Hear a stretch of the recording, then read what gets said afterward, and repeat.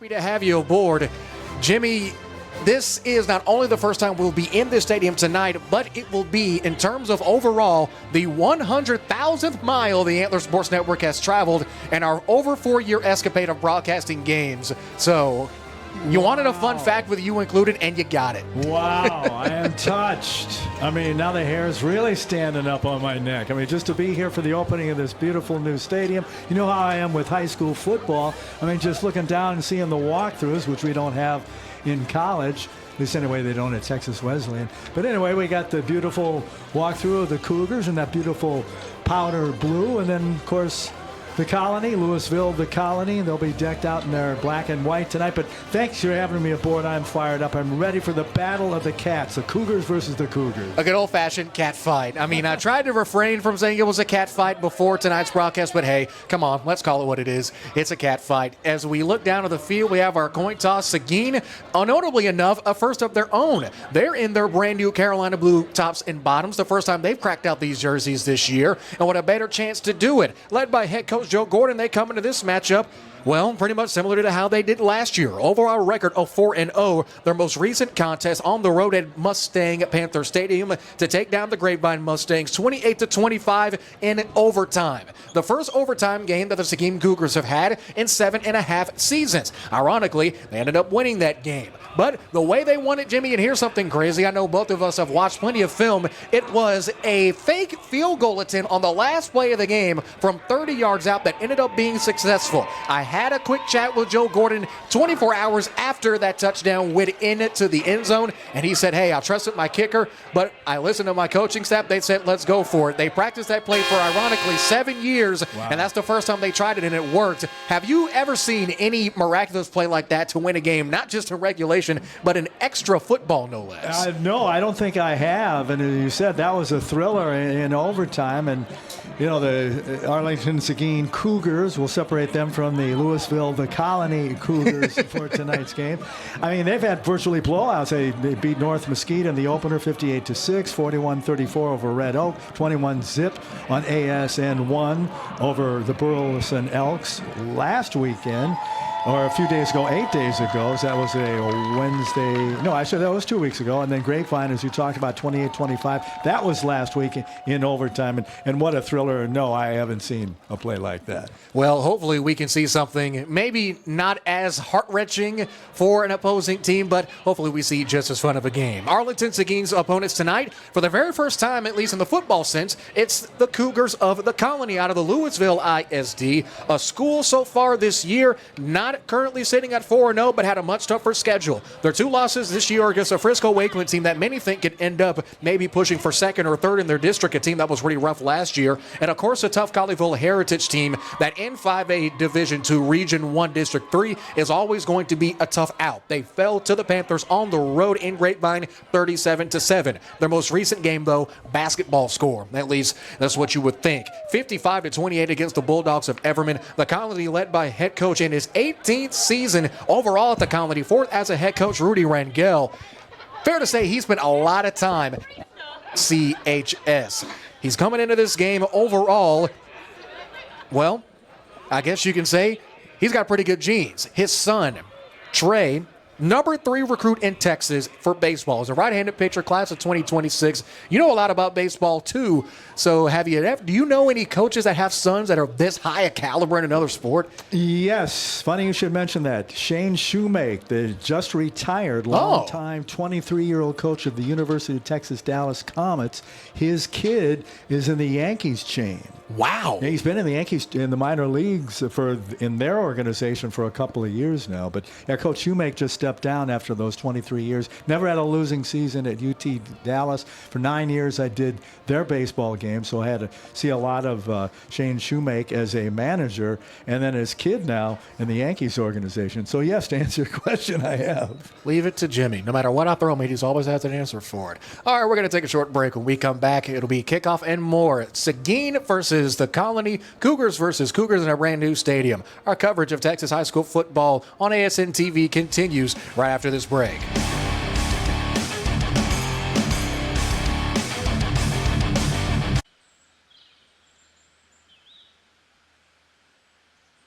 Find your support system. At Texas Wesleyan, you'll get the one-on-one attention you need to succeed.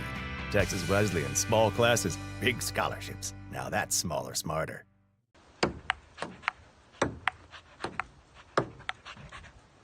Don't get sidelined. At Texas Wesleyan, our small classes mean you'll get hands-on experiences. Texas Wesleyan, small classes, big scholarships. Now that's smaller, smarter. Jared Jones, the Moose, or as he likes to call me, and Jimmy the Saint, happy to have you aboard here at Glassby Field. Glassby, a lot of mystery shrouded this facility before the gates even opened. Man, right on the campus of James Martin High School, Michael Glassby, the namesake, a former city council member and Arlington ISD board member, and it's all part of the 2019 bond. A couple of construction hurdles, still some things getting ironed out as we speak here at the facility, but it's football ready. At least we think it is, or at least we hope it is. Seguin coming into this game again 4-0, perfect. Same start they had last season. And Jimmy, last time you saw them, it was that postseason game at beautiful Children's Health Stadium in Prosper as they lost to the Wildcats of Prosper Walnut Grove. So from what you've been able to see, what are, real briefly as we get ready for a kickoff, some of the differences that you noticed from that Seguin team last year to what you've seen on film for this season? Differences are Chevy Andrews, not that he wasn't good last year because he was improved. I'm not going to say more improved, but definitely more improved for the quarterback for the Seguin Cougars. Keep an eye on number 7, Chevy Andrews, the starting quarterback. Onside kick all ready to get started for Seguin. Barely crosses midfield, corralling it on the hands team for the Cougars of the Colony. That's going to take some getting used to, is the junior running back linebacker, Aiden Gibson. So while we have a moment, let's go ahead and introduce the starting lineups. First for the Colony offense as they take over with pretty solid field position. The signal caller, Jalen Gaines. 55 of 102 this year, just under 700 yards on the year, 9 touchdowns, 2 picks. It's going to be Kendrick McLaughlin, the senior, as his running back. Vincent Canzano, the junior tight end. Tyler Osborne, the Tulsa commit. Xavier Green, we know we can do it on the basketball court from our coverage of high school basketball last year. And Rylan Kessler, the receiving core. Offensive line, Devin Gertman, Kevin Iwo, Brian Allen, Zachary Strickland, and Cameron Ramirez. So here we go. First and 10 for the Colony on offense. We'll get to quote Jimmy the Saint here, we'll get to the Seguin defense in a shake, but pretty solid field position on your opening drive for the Colony. It's going to be a strong toss. Looking for a lane and fighting through is going to be McLaughlin. McLaughlin fights forward, gains of about 5, or let's mark it 6. Yep, they're going to mark it at 6, so this is going to be second down and short. And so far, if you're head coach Joe Gordon, yeah, I'm sure you want to go for the onside kick, but in a situation like this with the Colony team that's already marching back to the line of scrimmage, you don't want to give them any more room than you have to. They hand it off to McLaughlin again on the toss. Bounces off one blocker, fights forward across the 40. He needed 4, got 6, moved the chains. It'll be first down and 10 already for the Colony, an offense that is moving with purpose. 2 runs all set up by that onside kick as we've elapsed 30 seconds in this first quarter of play. TCHS, Jimbo, they're moving and they're keeping it on the ground early. They are definitely on the ground early, and on offense, they average about 192 per game, so keep an eye on that running game.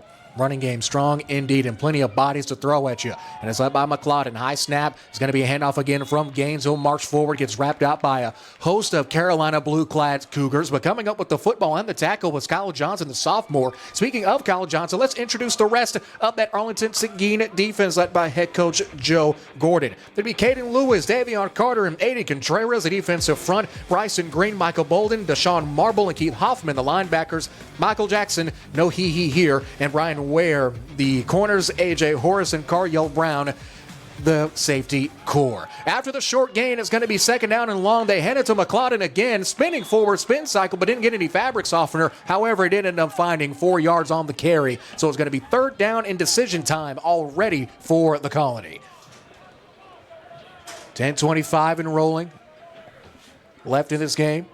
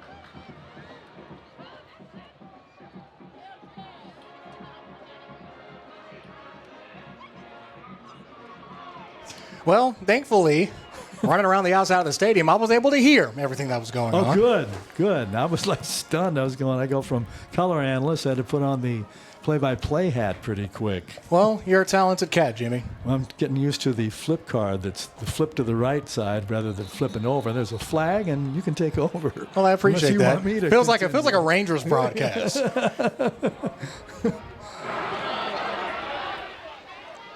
Once again, another false start penalty. One thing, Jimmy, that Coach Joe Gordon highlighted, the biggest detriment to his team so far this year, the laundry. It's been the laundry against the Colony. Well, excuse me, not against the Colony. Trying to catch my breath. Good night. Against Red Oak, they had 11 penalties for 140 yards. Yeah, he'll be seeing yellow flags in his sleep if that happens tonight. His wife tried to throw him a shirt and said he thinks it's a flag. It was like one or two helmets came off on the carry. It's Trotter messing with his jersey. The helmet came off. The helmet of the right guard, Noel Campos, almost came off. Goodness. And that illegal procedure that you were walking into the booth, just coming back from moving your car from the fire hydrant. The Colony, three guys on the three down linemen, they jump, but they got back in time. And then the Cougars, the Seguin Cougars, jumped, and they got flagged. So now for Seguin, second down and about Burleson to go. Andrews flushed out along the numbers, has a little bit of space out of bounds, but eventually gets escorted out. I guess you can say the quote-unquote tackle was made by Trey Burton Jr., who's also the backup point guard for the Colony basketball team and head coach Cleve Ryan. Fun fact about him, his dad is a namesake of Denton Ryan High School. So how about that? Yeah, you're always one to dig deep for the nuggets. I try. I do my best. I also had to dig deep for parking spots, but I digress. Inside of 6 and quick. I thought it might take you a quarter. You and me both. Instead, we're sitting at 6:29 left in the first. 10 to get the snap off for Seguin. Shotgun now by Andrews. Andrews blitzed. Breaks one man down. Has a man wide open along the numbers. It's going to be caught in the open field and flipped forward. However, still getting first down yardage on the catch. It's going to be Isaac Bly, who just came back from injury, Jimmy, and already he's looking like he's in prime form. Yeah, nice. Wasn't anybody there. Just a nice, out, down, and in route, and plenty of time for Andrews to, avoid any pressure and hit Bly for a big first down to the 21.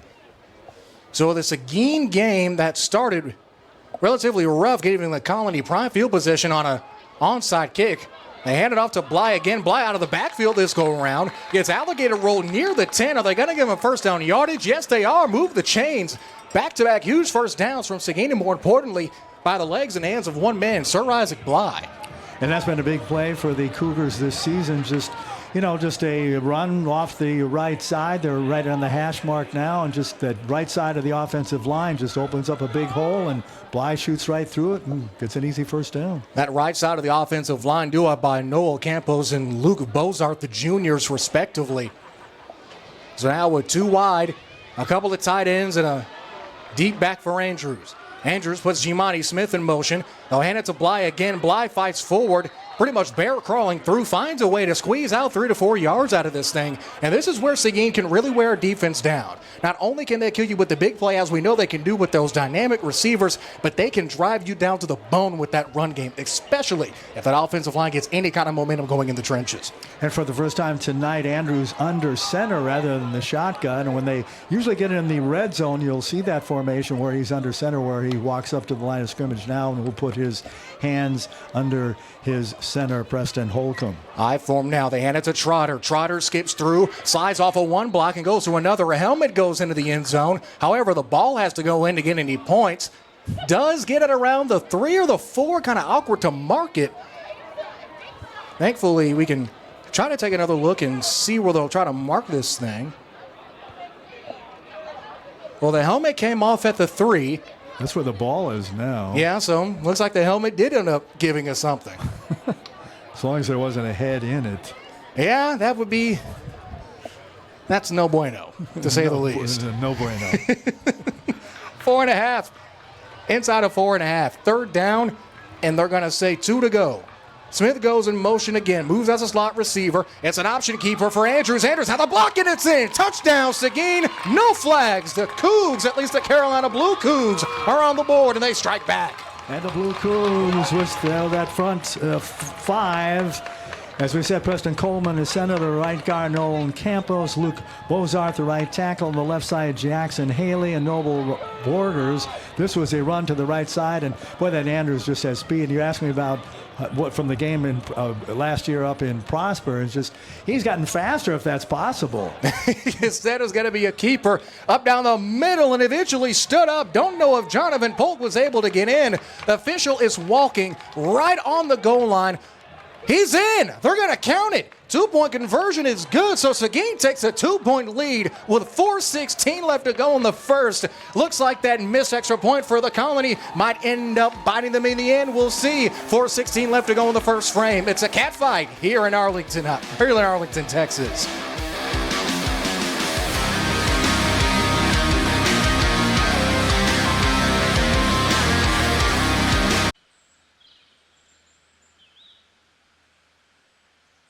Find your support system. At Texas Wesleyan, you'll get the one-on-one attention you need to succeed.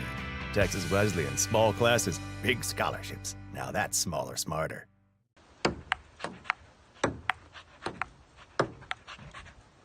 Don't get sidelined. At Texas Wesleyan, our small classes mean you'll get hands-on experiences.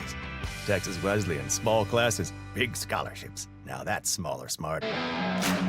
The Colony responds. Well, no, wrong Cougars. Seguin responds with a 3-yard touchdown scoop by Chevy Andrews. It'll be Contreras who boots this thing away. No onside kick this time. The Colony's going to field it at their own 3-yard line. Falling on it is Xavier Green, the Tulsa commit. It took a bounce inside of the end zone, then bounced out into the field of play with 4:16 left. The Colony's now kicking woes. Flipping to the other side of the coin. They open with an onside kick that put them right on the doorstep of Seguin territory. Now, Jimmy, the polar opposite. They are in the middle of no man's land. Beautiful special teams coverage on that. And what was Mr. Green thinking? Man, wow. Oh, man. I mean, honestly, he was pretty much stuck between a rock and a hard place. You couldn't let the ball bounce out because at the end of the day, Seguin had plenty of covers downfield to down it. And he really didn't have much room to run it out either because Seguin's far side special teams coverage, they cut into their lanes relatively early, and that was to their benefit. So 97 to go for Painter. That's going to draw a timeout. Man, looks like head coach Rudy Rangel wants to try to talk things over, and we'll take it with him.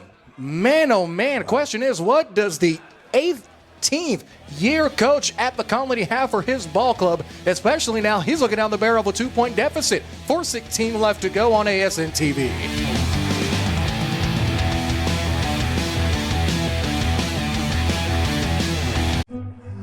This is the concert ticket, and the t-shirt you bought, and the wristband that the bouncer put on just a little too tight. This is the ride after the concert. To this place, Whataburger, where you ate these hash browns and drank this coffee with these people, your friends, and some guy named Rodney. No matter how your night starts, it should end with breakfast. Open 24/7 with breakfast served 11 p.m. to 11. After the Colony takes their first time out of the day, understandably so, you probably need it. Jimmy, as you said, 97 yards to pay dirt. With 4:16 left, do you really have anything in the playbook? I mean, sure, it's still a fresh set of downs. It's still 1st and 10. When you're this deep in your own territory, there's no telling what you could really do. Instead, they hand it off to McLeod, the bell cow. He gets bounced, eventually gets pushed out of bounds. At first, looks like the referee said he stayed in, but however, it's going to be a gain of 5. So 2nd down and medium coming up for TCHS. Good pursuit to the ball by that left side. The linebackers getting in there to hold them to just a little gain. And, well, I just like the pursuit, the way the powder blues are flying around. I mean, it's a great color clash, you know. All white tops and bottoms with a black helmet, and a penalty flag is thrown. There were still 15 seconds left on the game clock. Official, where the head linesman looks like he went false start. I believe he did. Going to be Mark Crow, the Whitecap tonight, is going to give us the lowdown. Indeed it is. It's a false start. The guilty party, the center for the Colony. And Brian Allen, the senior, a team that last season only averaged 3 penalties a game. Now, Jimmy, doesn't matter how many penalties you average, you don't want anything this deep in your own territory. 2nd and 9. The Colony has it on their own 4. Seguin looking to show heat. Clap of the hands, flag thrown again. The Colony tried to get Seguin with a hard count, and it looks like they might have. No, it's a false start penalty. Wow, 2 in a row. They're bit by the false start bug here in the early going. Well, the bug, you got to get some ointment on it, especially now, because you're sitting at 2nd and 11 with literally your back's against the wall. They moved you half the distance. That puts you at your own 2. The clock will roll now. 3:37 left in quarter number 1. The Colony, of course, not with that same pace as they had on their opening drive, and understandably so. This is no room to make any kind of mistakes. Green, the slot receiver at the top of your screen. They hand it to McLeod. McLeod fights forward. He gets clubbed down. Tackle made by Seguin's number 1, Deshaun Marble. As Marble, as we know, a big play guy on both sides of the football, had a pick 6 to pretty much seal the game against Red Oak just a handful of weeks ago. Now, a great tackle against a McLeod-led run game for the Cougars of the Colony, Jimmy. As you mentioned, they're pretty darn consistent, but so far, I don't think it's going to get them out of a hole like this. No, I agree with you. And Cariel Brown, the single high safety, still in that formation now, so they're really jamming the box as they play a man defense here on the right side of the Lewisville Colony Cougar line. Dropping back. Ooh. Nobody on the far side. That's got to be a flag. That's intentional grounding, no? Or was he still in the tackle box? I don't think the flag was dropped by Mark Crow. The referee, yep. Crow, he threw it. Mm-hmm. So we take a second look, try to get some kind of perspective on this thing. He was retreating for his life. Was the Colony quarterback Jalen Gaines. Wow. So it won't be a safety. It will just simply be a loss of down. But either way, this might be the toughest punt that Aiden Gibson, the junior, will probably have to make his entire stint at punting the football. His heels are just mere inches away from the pylon. Or is it going to be a safety? Yes, it is. It's going to be a safety. Seguin will I think they're going to get 2. They're going to get 2 points out of this. Yes, they are. They will. I thought it would have been a safety because right. Gaines was well deep in the back of the end zone. He didn't pull a Dan Orlovsky and step out of bounds with his back heel, but he was deep inside of the end zone, out of the tackle box, intentional grounding. Give Seguin 2 points, and they'll get the football back. Wow. Oh, my goodness. The risks just keep getting richer, all from one kick. They do, and see what happens to you when you get bottled up that close to the end zone on the kickoff, as they did at the 3-yard line when your drive starts at the 3 or inside the 5. I mean, I don't think anything good can happen. You're just looking to, get out of there, get a few run plays or whatever to get a little more distance. But, wow. They tried to run, and it didn't work. Yeah, you're right. Man, oh, man. Just what do you do in that situation? I mean, you can ask Madden, you can ask Landry, ask Lombardi, Belichick, Reed, ask any coach of any era, no matter their caliber. There's not going to be much in the playbook for a situation like that. So we get ready to boot things away. Be Stephen Jamison, the senior, ready to boot things for the Colony. Back deep to receive. 6 plays, 1 yard. Man, that's right. That might be the easiest drive summary you have ever had to give. 2:37 left. It's a line drive kick. Bounces. Eventually be crowded around the 40. Now taken the other way by Seguin. And stiff-arming a man still with extra space. Ooh. And eventually wrestled down. Looks like he might have lost a yard or 2. Yeah, when you try running sideways like that, the idea is to go north and south. I see what he was trying to do. He's trying to skirt, go parallel along the line. But once you start going sideways rather than straighten your shoulders and going north and south, there's usually not too much to be gained there. And like you said, he lost 2 more, actually 3 more, as they mark him back down to the 37 than where he started when he caught it. Makai McCray, the return man for Seguin. So let's see what Andrews and Trott and the rest of this offense has in store now. They got 4 out wide, 2 in the slot. Notably, that slot receiver, Jimani Smith. We didn't hear much from him last week against Grapevine. Bit beaten up, but he also has Isaac Bly, Chevy Andrews does, in that offensive weaponry or toolbox, as you can call it. Takes a shotgun snap, immediately looks to his right, now shifts to his left. Will tuck and run. Diving tackle, no good. Has an outside block at the 50, crosses midfield and bounced out of bounds at around the 46-yard line. Another fresh set of downs, all by the legs of one Chevy Andrews again. And Jimmy, are you sure he's just a little bit faster? Because he looks a lot faster after that last run. He's like trying to catch a gnat. You know? I was watching film this week too. I was going, this guy he's unbelievable. I mean, he's not the biggest, but boy, he is speedy and just. I even saw him do a shoulder shake. I want to watch for that tonight. When he shoulder shake, a shiver shoulder shake as a pump fake. But we'll see. Maybe he'll do one for us tonight. Boy, he is quick. He is very, very agile. The 5'9" QB. Quick strike to the outside, and it's incomplete. Right into the midst of Chase Anderson, the sophomore. Unable to haul it in, so that'll bring up 2nd down and 10 quickly already for Seguin. That bubble screen, we've seen Seguin throw that in their offensive repertoire a lot this season, pretty much to varied effect or to varied prominence. But with 2:19 left and plenty of field to work with, I guess you could say with the way your offense has gone, why not try to mix some things in and get some kind of a rhythm going, establish something? Chase just, his eyes bigger than his stomach. He just tried to turn and run without the ball. He didn't watch the ball into his hands.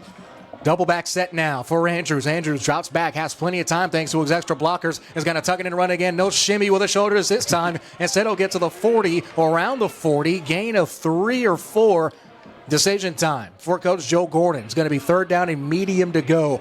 All right, Jimmy, you got the broadcast headset on, not the coach's headset. If you're in that booth right next to it, that's the Seguin coach's booth, do you hand it off or do you try to go through the air? Because those 2 high safeties for the Colony have been kept pretty honest tonight. I just go with shoulder shake and shimmy shake, and he did a foot shake there too. He did a couple like he was doing tap dancing or something. But, little shuffle. Yeah, he's out of shotgun obviously with the 2 wides each side now. But yeah, I'd keep it on the legs of Chevy Andrews. If it's working, why not? And they're going to throw. He's got a wide open room again. Run on the throw on the sideline. Did he catch it? It looks like he did. Right in front of head coach Joe Gordon. Fair to say that cat is happy. And guess who? It's Chase Anderson. After he dropped a screen early in the drive, comes back and says, all right, coach, call my number again. Huge play with 2 minutes left in the first. And they always say the easiest ones are the hardest to catch. I know they say that in baseball. The ones hit right to you are the ones that you muff. But Chase with a nice diving catch and just a bullet thrown in there by Andrews.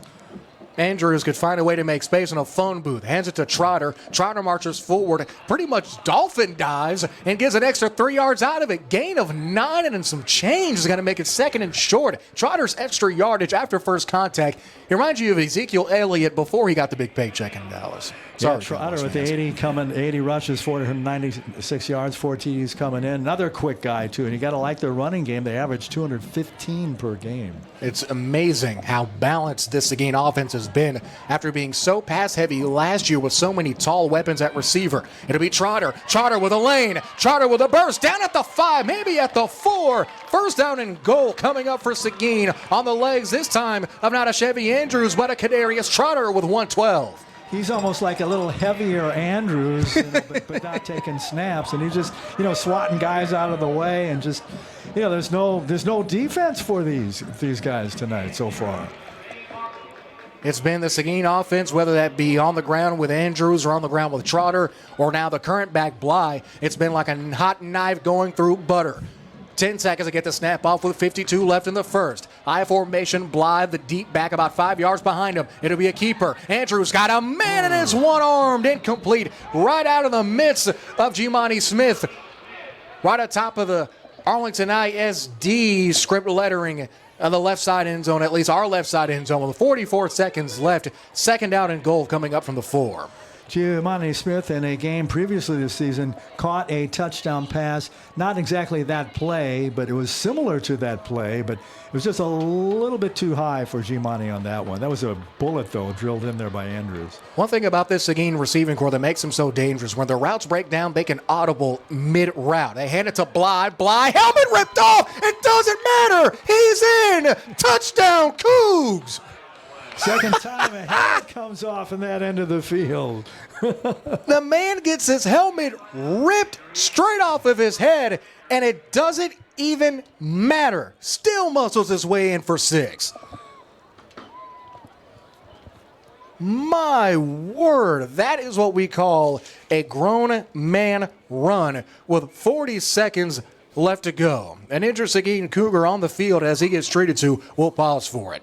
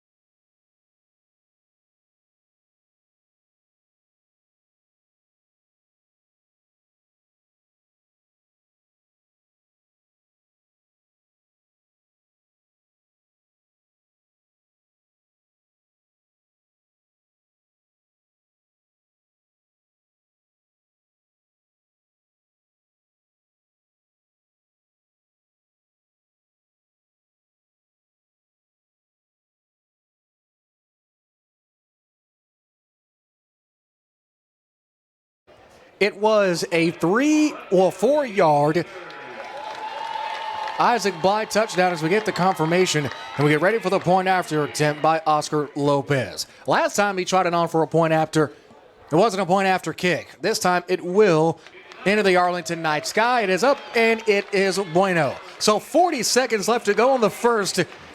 And this game of cat versus cat, it's the Carolina Blue Cat that's had the advantage. 17-6 after no 2-point conversion, just a PAT. Back in 30 seconds on ASN TV.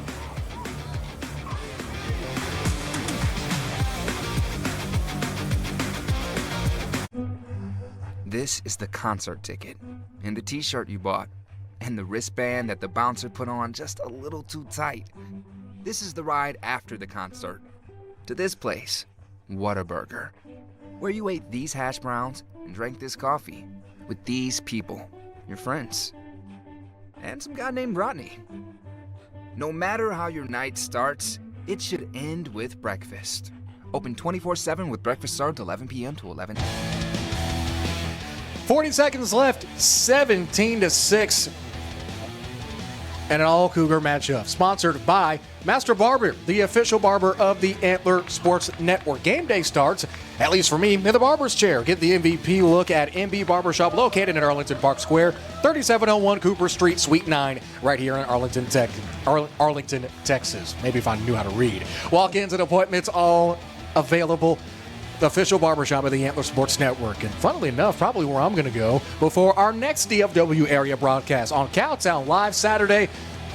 Beautiful Farrington Field. Jimmy the Saint, you have plenty of experience there. It'll be the Pasco Panthers and the South Hill Scorpions. It's going to be an onside kick, a dribbler to around the 33-yard line. It's retrieved by the Colony's number 31, Tanavius Taylor, the junior. So once again, first down, quality field position by the Colony, set up on the special teams game.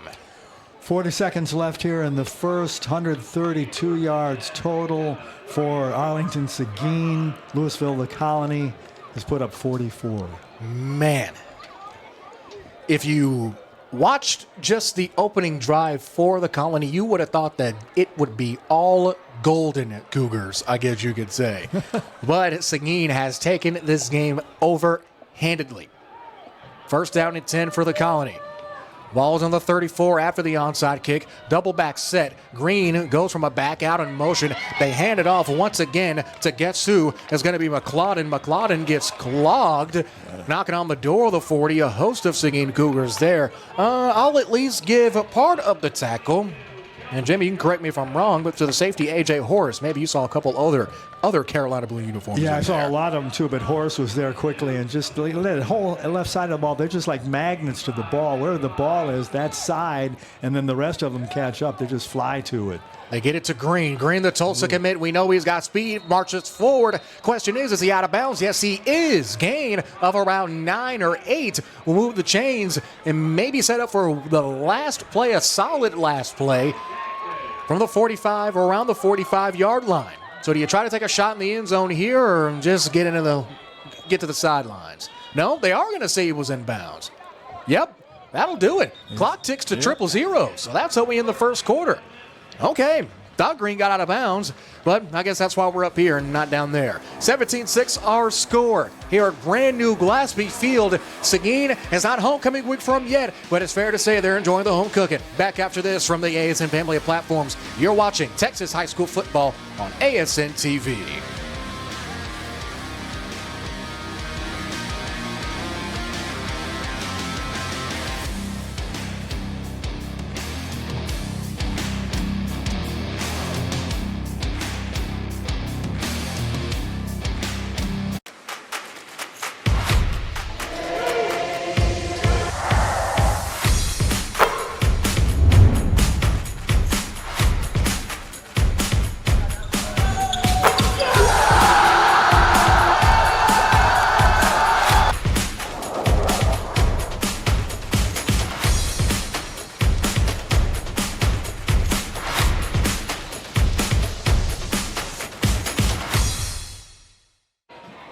We've played 12 minutes in Glassby Field, and it's been all Seguin, and it's been all Kendrick McLaughlin, at least for this Colony offense, as he once again will put his head straight down, headed in to that swarm in the trenches, and only gained 2.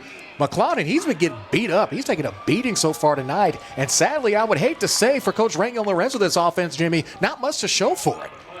No, not very much at all. As we said, they started this period and this drive with 44 total yards. Jump for Seguin. Flag is thrown. Free play. Jumping through is going to be Gaines, but swarming through with the dreads coming out of the helmet, either the Predator movie or Troy Polamalu. You be the judge. However, it's going to be Crow who will hear from again to give us the call with Alondre on the field once more. Only the second time that Seguin's guarded a penalty tonight.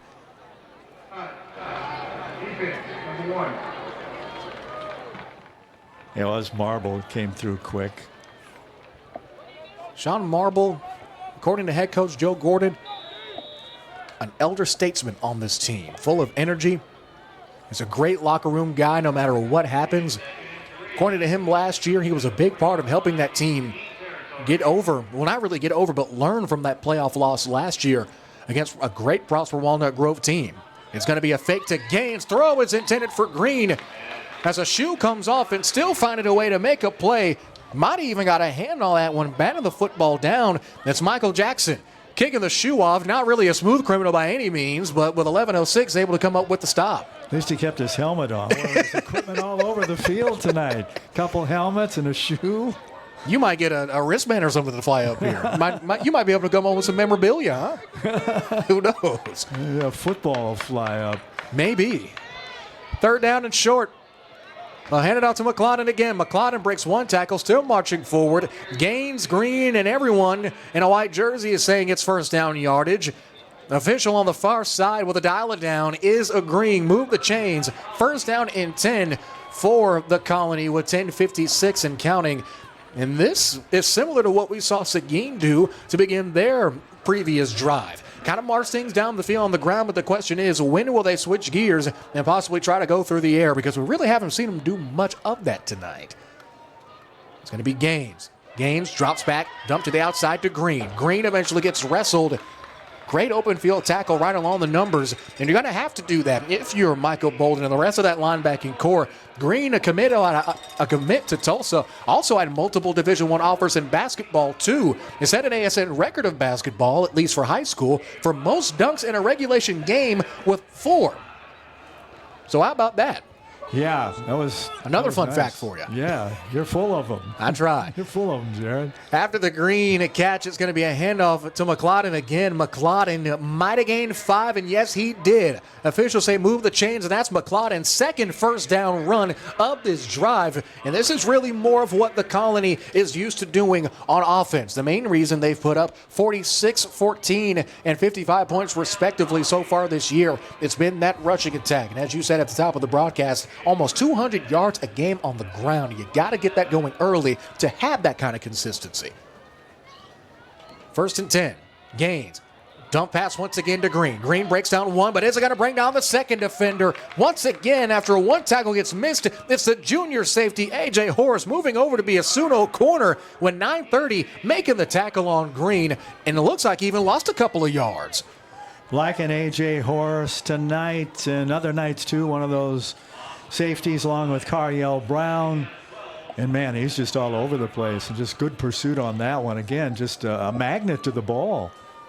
The Seguin team last year, and I'm sure you can attest to this, it was one of their, not really a weak point, but one thing that they definitely need to work on. Open field tackling and consistent tackling.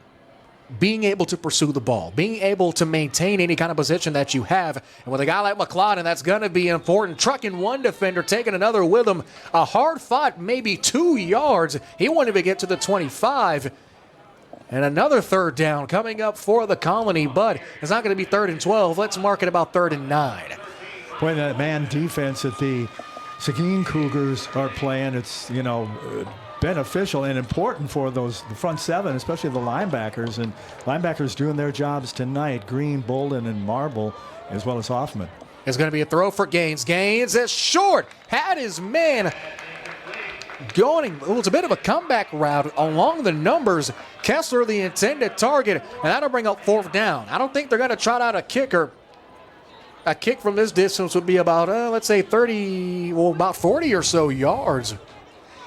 Be a pretty tough kick. Yeah, I was watching. They have 3 kickers listed, do the Colony Cougars. I was watching. One of them kicked a 45-yarder, but then off a tee, and then the next one he kicked it 10 yards short of the end zone, 5 yards short of the end zone. So yeah, that would be humongous, and they're not going to do a long field goal attempt. I don't see a kicker. It's Gaines. Gaines getting hogged down. Jump throw. It's got a man, and it's short. Close, but no cigar. They tried to ring Kessler again, but the phone out of service. 8:15 left to go. Turnover on downs. Seguin will take the football back with pretty solid starting field position. It's almost as if the Colony started on the opposite side of the field and had to punt the football away.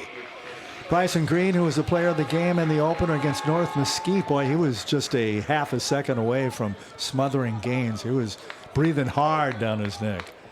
Green's speed as a linebacker is ridiculous. Gaines, he's a pretty tough customer. Similar to Andrews, his ability to sense pressure in the pocket and flush himself out and look for blockers or try to let them develop is very spectacular. But Green just hawked him down. It's like a heat-seeking missile. Said, no, sir, you go nowhere this evening. 1st and 10, fresh set of downs. Andrews, play fake.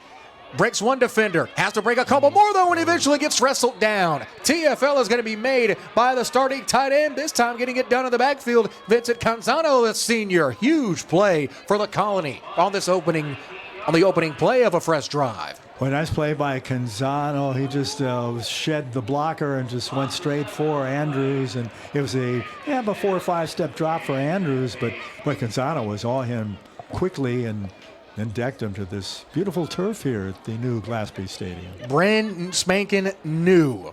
They were still running the tractor over it as a rolling snap. It's going to be picked up by Trotter. Trotter's got a lane, spins forward. If he would have broken that last tackle and got to the 3rd level, we might be talking 6. Yeah, he had a lot of the different colored greens. They have green for 10-yard segments and light green, then dark green. But he had a lot of those colors of green, and you're right, without that touchdown-saving tackle. But nice move, and he picks it up off the ground. So didn't panic, just scooped it up and started running into daylight. You know who the first team was to have the green alternating turfs? Here's some more trivia for you. As standing them up this time is going to be Trotter. No green this time. It's going to be a loss of 3. As I'll will be Bly, on the carry. Tackle made by the Colony number 55, Cameron Ramirez, a junior. But the first institution to have this multi-green colored turf was in the Autzen Zoo, University of Oregon Ducks. Oh, okay. Yeah, they had uniforms that color, and that and every other green and yellow in the book. And pink. Yeah. Don't forget the pink. Yeah, you're right. Up there in Nike land. So for the first time, punting unit on the field for Seguin. Flag is thrown. It's going to be a keeper for Smith. I believe that's Smith as we try to get a number. And no, it's not going to be Smith. However, it's going to be a Jonathan Polk, a senior. Fair to say, he didn't get don't know if they are going to call it a false start or maybe an offsides. If you're Seguin, you want an offsides to move the chains. Head linesman now, speaking with Mark Crow, right at the 25, and I don't think they're talking Applebee's or Chili's just yet. It's still a pretty close game. Either. I think he realized that it would probably be a free play for them. The penalty was probably on Colony. That's why he looked like he could have kicked it. He just pulled it down and took off. Well, as we both know, one thing about Joe Gordon and the rest of this staff, fourth down means nothing. Offsides, indeed. And it's an illegal substitution. Oh, well said. So they're just going to replay this thing. All right. Oh, okay. So the question is, Polk is back out there. We've only seen him kick a couple times this year. And then did Seguin already show their hand going for the fake, or maybe they have something more stored away? Man in motion for Seguin.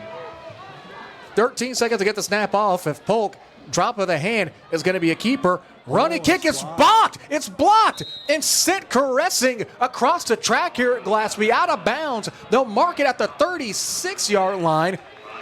Oh, no, even closer than that. It'll be down to 35. So the Colony will pretty much set up shop exactly where they left off. My goodness. Wow. I'm speechless. You and me both. They've used that play earlier this season when they were closer in. I mean, they weren't 70 yards away, 65 like they were now, whatever it was. I know I'm trying to find the play. I had it in my notes, but they used that play earlier like they were not in the red zone, but they were in opposing territory.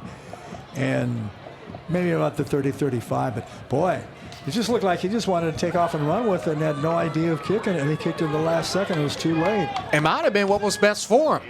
The Colony trying to make a substitution. 5 seconds to get the snap off. 3 seconds. 2 they eventually do. It's a strong toss to McLeod. Guess who? McLeod jumps over one defender, takes 1 or 2 with him. Then unable to get to the concession stand, though. With 6:05 left to go, it's going to be a solid gain of 8. Second and short coming up for TCHS inside of 6 minutes. Rush to the line. Trying to get everything they can. It's McLeod again. They call his number, but the phone line gets cut. Loss of 1 as Seguin's defensive front once again stands firm. As McLeod's pretty much had his way, at least when he gets out of the first level. But you don't have to worry about that if you don't let him get out of the first level to begin with. Yeah, absolutely. And the defensive front and defensive coordinator is Randall Dent for the Seguin Cougars. And he's going, yeah, come on. Enough of this, you guys. You got to stop him. He's just bullying us over. And they did. I counted 4 or 5 white helmets and those light blue powdered jerseys around that play. Yeah, make those jerseys fly. You didn't get them brand new for nothing. And to McLeod again on the misdirection. He gets stood up and squished. Right at knocking on the door of the 25. They'll mark him at the 24. So it's going to be 4th down and 1 to go. The chain crew isn't moving. So once again, Seguin's defense stands firm and brings up a very, very crucial 4th down situation with a 4:55 left to go.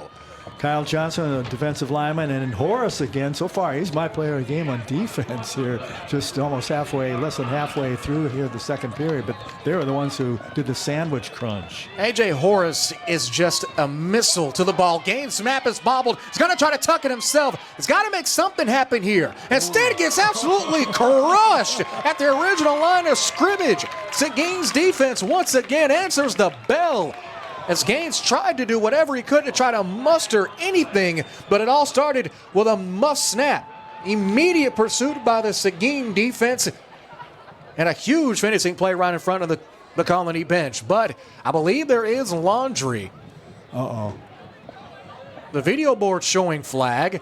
I don't see any. I don't see one either. With 4:31 left, clock is frozen. I don't know. I do see referee Mark Crow leaving.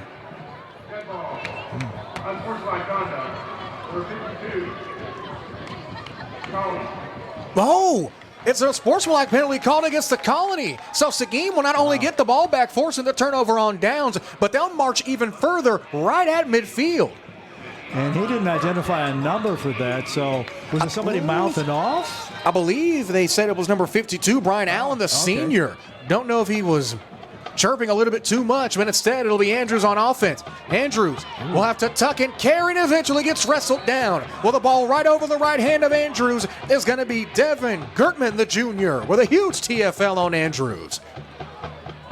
Yeah, all of a sudden now they're figuring out this offense of Seguin's Colony. The Cougars are from Lewisville as we near the 4-minute mark. But yeah, they're just like going in reverse now as they lose 3 on that one. It didn't seem like in the last couple of series anything that the Cougars of Seguin are doing is fooling the defense of the Lewisville Colony Cougars. Andrews faking the handoff. It's a keeper. Has a block in the outside. If it can be maintained, he does. Spins forward. Ball almost came out. Easily gets across midfield. Gain of 5. We'll bring up a huge third down now. Quick personnel change. Checking in on offense for Seguin. Donning that white number 21 is going to be Deshaun Ware. Now, they do use Ware in short yardage situations. Not a Saquon Barkley. See him as maybe a Mike Allstott or a Peyton Hillis. Can you tell I'm a Browns fan? Yeah, exactly. I was going to say Peyton Hillis. I haven't heard that name in a while, but yeah. That's right, you are Browns fans. Another thing that my wife and I love about you, because she, of course, from Cleveland, a big Browns fan. Oh, boy. That poor, sweet summer child. Looks like offensive coordinator and associate head coach Josh Betke is going to call his first time out, and we'll take it with him. Big third down with 3:05 coming up. Seguin has the lead, but the Colony's defense holding firm.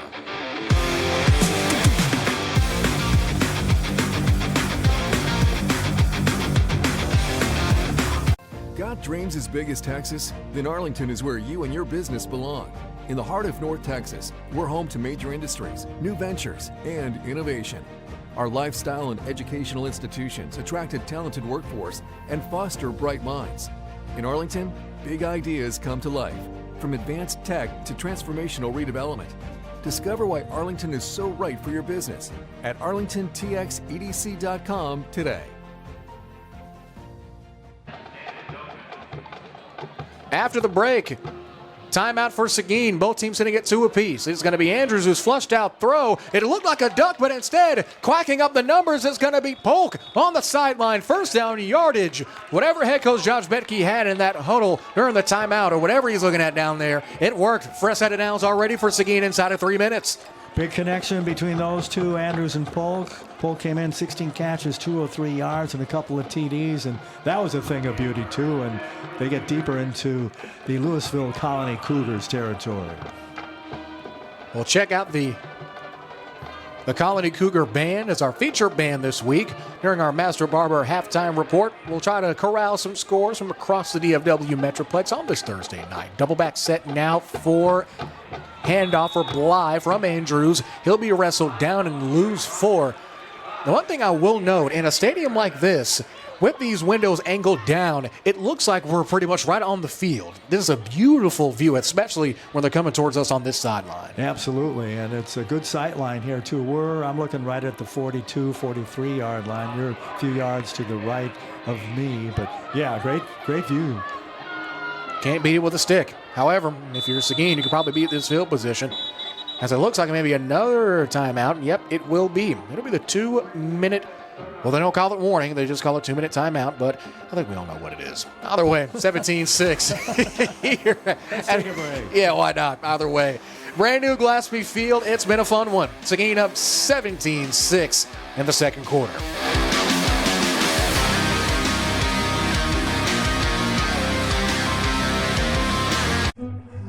This is the concert ticket, and the t-shirt you bought, and the wristband that the bouncer put on just a little too tight. This is the ride after the concert. To this place, Whataburger, where you ate these hash browns and drank this coffee with these people, your friends, and some guy named Rodney. No matter how your night starts, it should end with breakfast. Open 24/7 with breakfast served 11 p.m. to 11. 2-minute break, 2-minute warning, 2-minute timeout, 2-minute rest. I don't know what else you would want to call it. Either way, there's still 2 minutes left to go in the first half of play. And decision time coming up for the Seguin Cougars. Second out and Everman to go, but knocking on the door of the red zone as well. Polka man in motion. Andrews hands it off to Trotter. Trotter gets to the second level, has a lane, has first down yards, and looking for more, and spins inside of the red zone. Needed 14, ended up getting 19. Moved the chains. First down and 10, Seguin again. Now has 69 yards as Trotter, and they do that play a lot. They just run it down the seam if they're, on the near hash or whatever. It's that seam, and just, the C opens, that front line, just doing a great job. It parts, and Trotter just hits the gap, and there he goes. And another underrated aspect of the Seguin team is how well their receivers have blocked this year. No one really focuses on how well receivers can block. We know them as someone that's just fast and needs to catch the football. But with a running attack like Seguin has, it's been highlighted or even amplified. Speaking of this run, it's going to be Trotter spins, breaks through, almost knocked down the umpire, but gets tripped up, getting first down yardage. Again, back-to-back first downs. At least I believe it's back-to-back first downs. No, it's going to be a yard short. So it'll be second down and 1 at the 8. Trotter riding the Trotter horse. Why not? He had 4 yards. He went over the 500-yard mark coming into this thing, and now he's, over 70. So, yeah, just jump on that Trotter pony. The Trotter train. The Trotter train. Locomotive coming your way. Choo-choo. 50 seconds left. No way to slow down. It looks like a timeout. Question is by whom. It will be taken by the Colony. So they'll have one more left. And we'll keep it here for that with only 48 seconds remaining in this quarter. Again, the Master Barber halftime report. We'll try to get some stats for you, courtesy of the Dallas Morning News. We'll also check out the band of the Colony, the visitors for tonight, as they make the trip down. Well, around 6:35, and I would assume down 360 to get here to Arlington. Not 100% sure what the optimal route would be to get from the Colony to Arlington. I would think you would go around 6:35 and try to avoid tolls. Maybe 6:35 to 35 west, and then hop on Twitty to wrap, or maybe just go 6:35 to 360. I don't know. Yeah, let's take 35 up and take the bush. That's the way I go. Yeah. up 30 up MacArthur and then the bush. I got a toll tag for a reason for that. You almost can't avoid it. Toll tags. Love them, though. Oh, yeah, for sure. They're a lifesaver, to say the absolute least. Here comes Seguin once more. After the 9-yard Trotter rush, 2nd and 1 on the 8. They hand it to him again. Into the end zone, fighting through.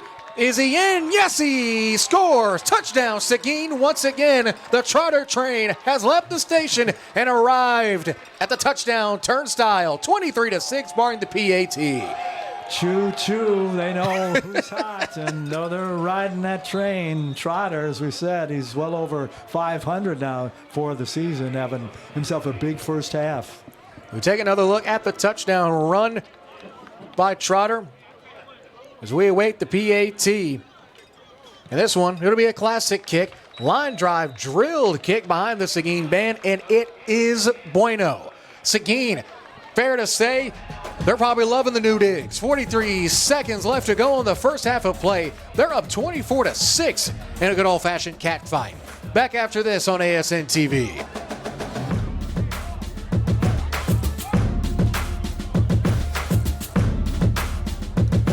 Got dreams as big as Texas? Then Arlington is where you and your business belong. In the heart of North Texas, we're home to major industries, new ventures, and innovation. Our lifestyle and educational institutions attract a talented workforce and foster bright minds. In Arlington, big ideas come to life, from advanced tech to transformational redevelopment. Discover why Arlington is so right for your business at arlingtontxedc.com today.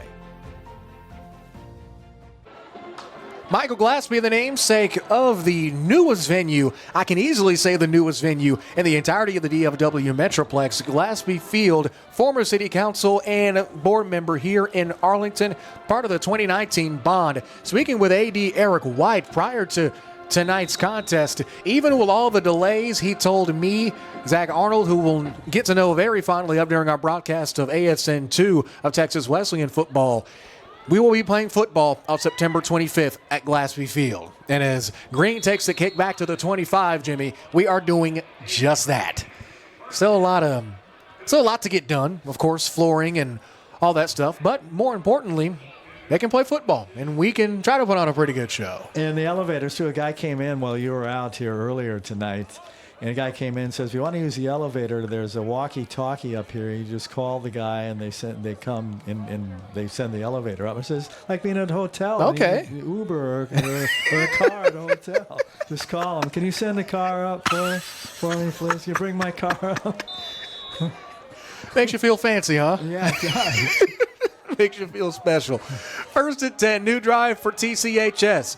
Looking, eventually throwing its gains, has got Green, and Green gets blown up, somehow stays on his feet, laying the hammer down. On the hit is Caryell Brown, and that's a matchup I was looking forward to seeing ever since I saw this game on the schedule. Brown versus Green, two Division I caliber athletes. Brown having offers from Sacramento and Arizona State respectively, who play my TCU Horned Frogs tomorrow, but that's besides the point. And of course, Green, 3-star according to 24/7, the class of 2026, committed to Tulsa. So two D1 heavyweights going at it in that secondary and receiving core. Yeah, I'm telling you, Sacramento's building a good program out there, too. So. It's going to be interesting, for sure. Yep. As it looks like head coach Joe Gordon trying to have a meeting of the minds, and he does. And it will be a timeout by Seguin. Now both teams sitting on one timeout apiece. Well, let's keep it here. Why not? Only 27 seconds left. Yeah, I want to give kudos to, or props, I should say, to the Colony Cougars offensive line. Gertman, Iwo, Allen, Strickland, and Ramirez from left tackle across to right tackle. Especially on that last play, because Gaines was just looking. He went through like 3 or 4 reads, and he saw Green over there on the sideline and threw a perfect strike to him to get the first down at the 41. But good job of blocking by the front five. Seguin breaks their timeout. Head coach Joe Gordon and the rest of the staff share their final words. Gordon with the Diamond Whataburger chain. Yes, a head coach with a Diamond Whataburger chain. I did not think I would say that sentence in my broadcast career either. Nor did I. First and 10 after the Green catch is going to be Gaines. Jump throws, got a man wide open, is caught. Center of the field. Open room is Kessler, and eventually a touchdown saving tackle is going to be made right along the numbers on the 15-yard line by Brian Ware. So this is where things get interesting. 21 seconds left. Do you want to score quickly and risk giving this Seguin offense just a little bit of time? Well, they're not even going to give me time to ask you this question, as it looks like it could be a false start. The clock is going to stop anyway.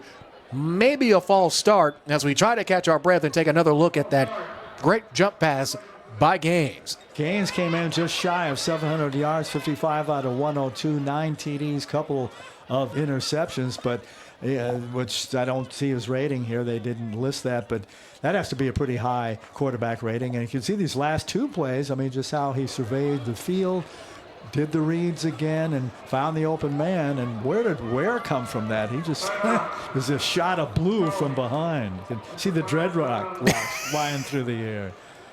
I told you, he looks like him. Troy Polamalu or the Predator, just swooping through. Yep. He swooped on that one. As the Colony takes their final timeout, Seguin is the only team with 1 left. So this is where things get fun. 15 seconds left, Jimmy. Now I can finally ask. Do you take a shot at the end zone now, or do you take one more run and try to get out of bounds or rest of the line? Either way, do you want to give Seguin the football back with 3 seconds and maybe risk it, or just take 1 or 2 shots at the end zone? I'd take 1 or 2. I mean, they're hampered by not having a timeout, but yeah, I'd take a couple of shots. Why not? just stay away from the middle of the field. I do an out here, maybe try to pick up the first down, then shoot for the end zone. Or just go for a bomb now. They got 15 yards to go for a fresh set of downs.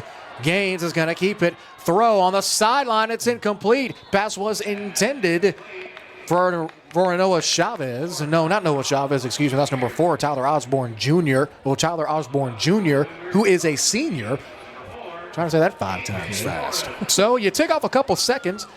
Pretty much a nothing burger, but more importantly, you keep your offense on the field, you keep the clock stopped, and you got 8 seconds and maybe try to take one more shot. Instead, it's going to be a field goal.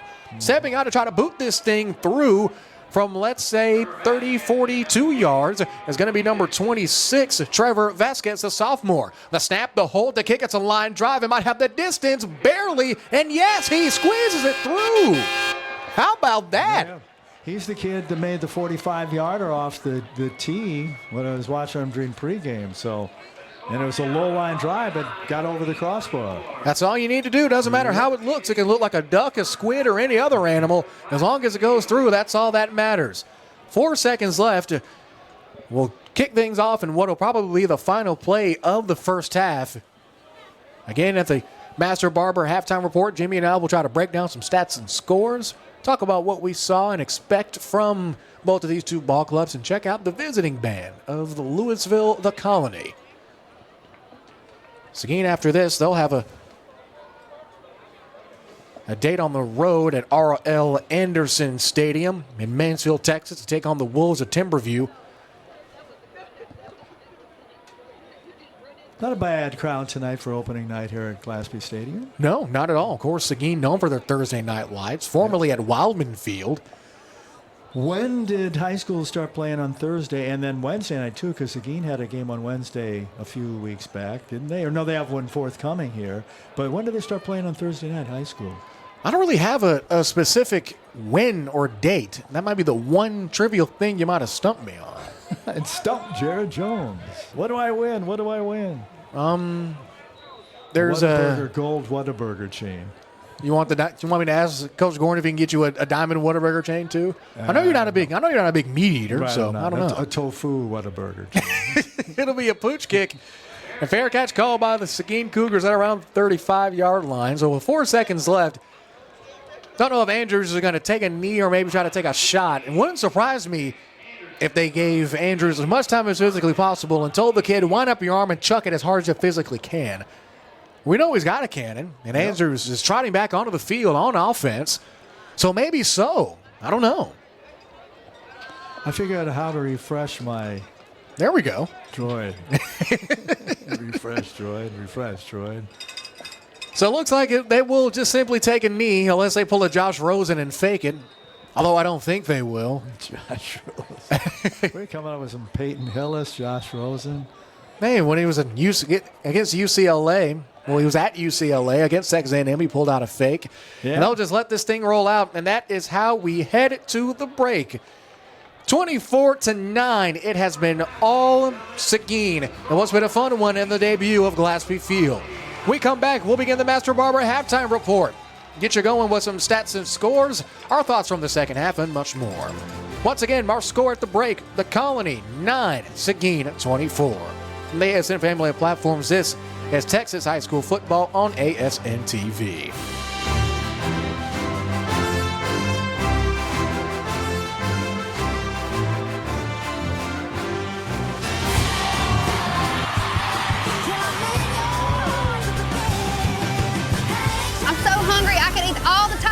This bus. When you're on the road, there's a lot of late nights. A lot of early mornings. Not supposed to say that. A lot of honey butter chicken biscuits. You hear my belly growling? Yep. I'm gonna need one of those right now. And a lot of good times with my band. What a burger!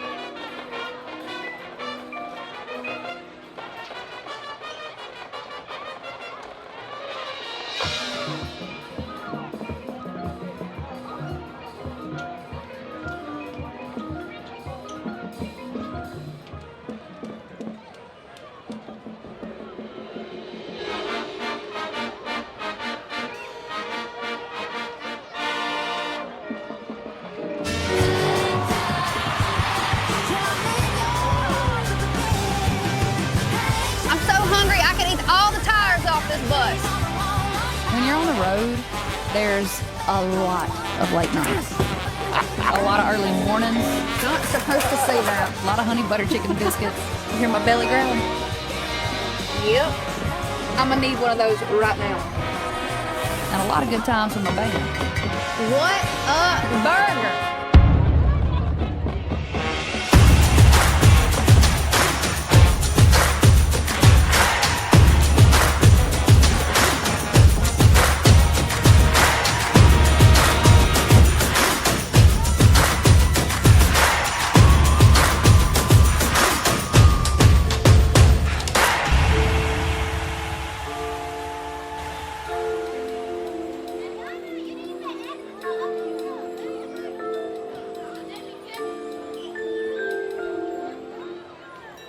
Find your support system. At Texas Wesleyan, you'll get the one-on-one attention you need to succeed. Texas Wesleyan, small classes, big scholarships. Now that's smaller, smarter.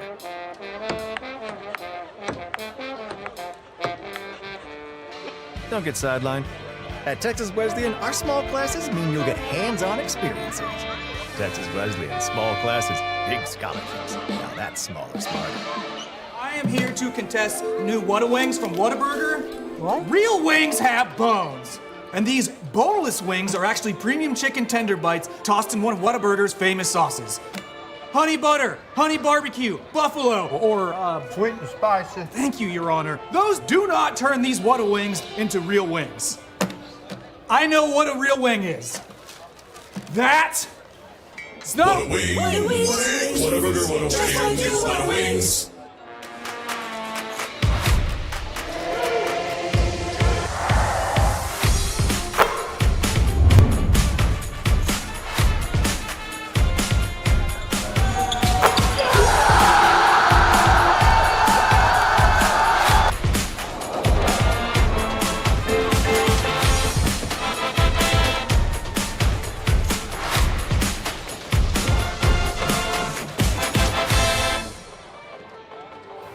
Dreams as big as Texas? Then Arlington is where you and your business belong.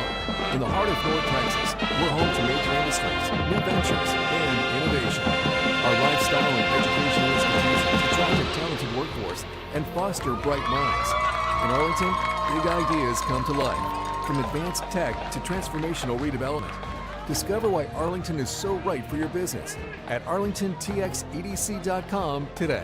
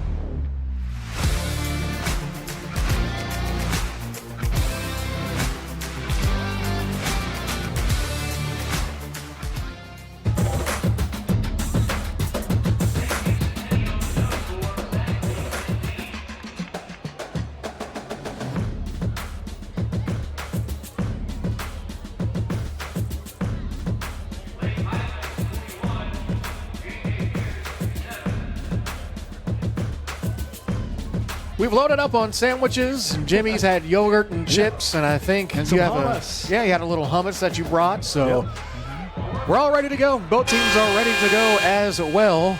There's a horn that the Colony has brought. Don't know where that horn is. Yeah, where is that? I believe it would have to be on the right side, at least to our right. I think it'd be to the right. I don't know. I'm looking near the tunnel. I don't see it. I can't see any speaker. I'm looking to the left. I don't see a horn or a mini trailer that is getting brought on either. But Is it coming off of here, the press box? no, I'm sure not. I don't know. Oh, well. You got Either your way. truck moved. That's the important thing. Boy, I'll never forget, Jared. Never forget Jared Jones' eyes. We're sitting here. We're doing the beginning of the game. We're in the game. In the game. First drive. game. Opening drive. And comes in, and Jared's doing play-by-play, looks back, so we can hear some guy in the back. You got to move your truck right now, otherwise you can get towed. You know what, Parked by Jimmy? a fire hydrant. You got to move it right now. And Jared's eyes got as big as, the two big, huge pizzas put together. Listen, to my defense, I was told I could park there. Somebody said you could park there? Yep, to my defense. So why did they tell you that? I don't know, man. Listen, I don't know. There's a reason I stick to broadcasting and not community ordinances or any of that crap. There's a reason for that. So I haven't done play-by-play since the last game that we did together when Texas Wesleyan, when they got beat by Benedictine in the playoffs back in November. I'm just here. I'm prepared. I got your big, beautiful flip card. It's cool. I'm here prepared to do color analyzation. And they have to switch over. Play-by-play. Where am I now? What am I doing? But thankfully, who's we'll playing? be back in our regular scheduled, I guess you can say, tandem programming next week, October 4th. Season opener, at least right. for us here on ASN 2. Texas Wesleyan against Arkansas Baptist. We won't be in the big, beautiful field at Crowley. No, we won't. No, we won't. We will set aside our sadness, at least for now. We'll be at Crowley High School. By either way, we're ready to boot things off. Seguin will be taking the football back on this opening kick of half number 2 from left to right. And it's going to be a onside kick. It's bobbled. Did the Colony come up with the football? I think they did. They did. They did. Ooh. So I used to do high school football up the Grunion for 15 years up till 2010, or even actually till 2015 or 2017. But when did they start, a lot of teams doing kickoffs to start the game or the second half, a onside kickoff? When did that start? It's honestly become really just the chaos of this district, if I'm being honest. All right. Summit's done it. Timberview's done it. Haven't seen Colleyville do it. Huh. We know Seguin does it. We obviously know the Colony does it. And that's how they're taking over 1st and 10. Flag is thrown. A little bit of movement along that far side. Looks like the guilty party is going to be Canzano, who already has a sack and a tackle for loss in this game. At least I think it's going to be. He was the last person at least I saw move. You're waving false start. Let's see if... Line judge was too. Yep. And White Hat Crow agrees. So Fred the Todd's the line judge. I always like to get referees from the Fort Worth chapter. Yeah, exactly. About I'd say a good 30-minute drive, including traffic. He's driving back as Gaines. Gaines going to get flushed out. Well, taking himself, gets triple tackled around the 45, but crosses into Seguin territory. Gets past the original line of scrimmage and maybe 3 yards after. So that'll bring up the second down, and let's call it 6 to go. Gaines 5 out of 10, 50% for 72 yards. No TDs or touchdowns in the first half. He had 2 runs, -1 yard. Fair to say that's positive yardage. Much better. We're going to give him 3 passes the LOS. It's going to be a deep throw, one-on-one ball for Green. Green, and it's just out of his hands. Incomplete. I see no penalties, at least for now. Trying to get who was in coverage. Cariel Brown. Either Brown, and it was also Ware that was around there too. Typically, it's been Brown, and if they're going to stick Green in one-on-one coverage, it's been Brown that's handled it. Yep. But this time, Brown over the top as a safety, providing a little bit of help and much-needed help. Brown offered by Sacramento and Arizona State. Well, check this out. Spread formation, bit of a wonky formation. It's not going to get very much. It'll be Gaines, the quarterback, who takes the throw from Green. Wow. So Wildcat to the quarterback. So let's take another look. 2 linemen at the bottom of your screen going out as blockers, and the rest of them on the far side. All right. Okay. That's different. It is. Okay, where's Gaines now? He's Where is he? behind center in shotgun formation. Like a typical quarterback should. All right, 4th down. They're going to go for it. Faking the toss to Green. Gaines looks to his right. Now switches to his left. Steps back. Throws. Has Green. And he's going to get missed on the 1 tackle. Maybe if he can get up the lane, he'll have a 1st down. He dives for it. No, he's going to be short by about 2 yards. The 2nd turnover on downs forced by the Seguin defense tonight. This time on the opening defensive drive that was all kicked off by a muffed kickoff return on the onside. But Seguin, even with the early adversity, holding firm with 10:29 in the 3rd. And that play, my friend, almost ill-advised, is coming out of nowhere, as he's done a lot of times tonight, is my player of the game so far, at least at halftime, A.J. Horace. Boy, he almost just jumped that route. He would have 48 yards on this 2 different colored of green turf to run over. So here's Andrews and that Seguin offense. Looking at 1st and 10 in their opening drive. It's going to be a throw to Smith. Haven't heard much from him so far tonight, and we won't hear too much more, at least for now. He gets to the 45, gain of 3. Host of Colony Cougars had to make sure I differentiated there. First one to get there was Trey Barton, the junior linebacker. Yeah, they haven't done that. That's the first time in my mind that they've done that little comeback route tonight. And like I said, Smith has been kind of inactive. As we cross 10 minutes, same formation. 3 out wide with a single slot and double backs. It's Bly and Trotter. They hand it off to Trotter. He gets a block, but eventually gets a quick piggyback ride before eventually getting brought down by Aiden Brooks. Trotter 10 for 85 as far as yards rushing, 8.5 attempt, 2 TDs in that marvelous first half. 2nd down now. 3rd down and 4 to go. Once again, another big 3rd down. Seguin so far this season on 3rd down amongst some of the best in the district, sitting at around 42%. Very solid on 3rd down. Andrews with 4 wide. They hand it to Trotter.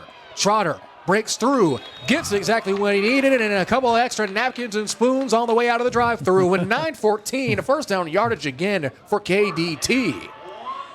KDT having himself a fine night tonight, and thanks to that big offensive line, Haley, Borgers, Holcomb, Campos, and Bozarth, and it's a young line. Very young offensive line. That was one thing that head coach Joe Gordon said he was ready to answer, or who was ready to answer the call. A lot of that offensive line, especially the depth, graduating last season, especially with all that experience. But if you ask someone like this, Chevy Andrews, to get things done for you on offense as laundry flies across the field, you can't be too sad. You have a flag from the referee behind the line of scrimmage, and you got a flag from the far side at around the 30, the 35-yard line? Yeah. Yes, it is. Holding penalty called against Seguin. That'll march him back.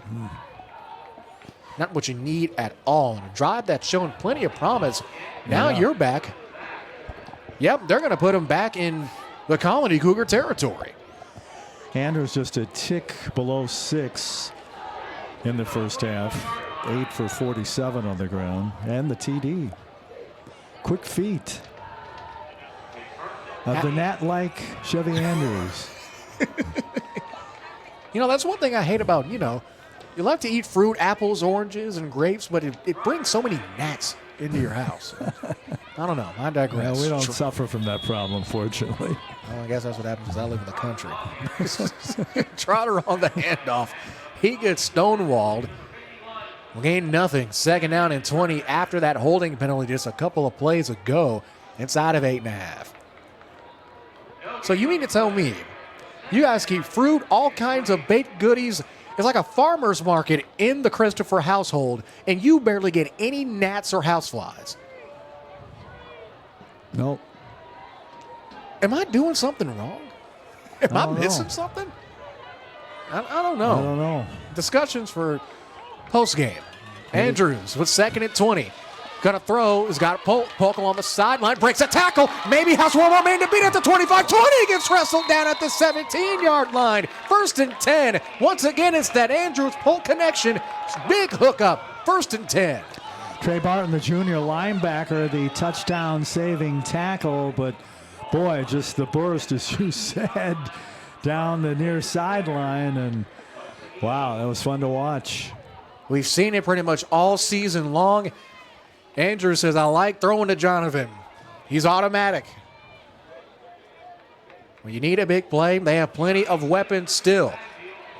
Andrews barking orders at the line of scrimmage. New back, it's going to be Jimani Smith, and they hand it off to him. Stutter steps, tries to jump through, but gets belly flopped on. Looks like he might have got belly flopped on. First one to get there, the big fella on the number 23, the big number 23, the senior Brennan Chung.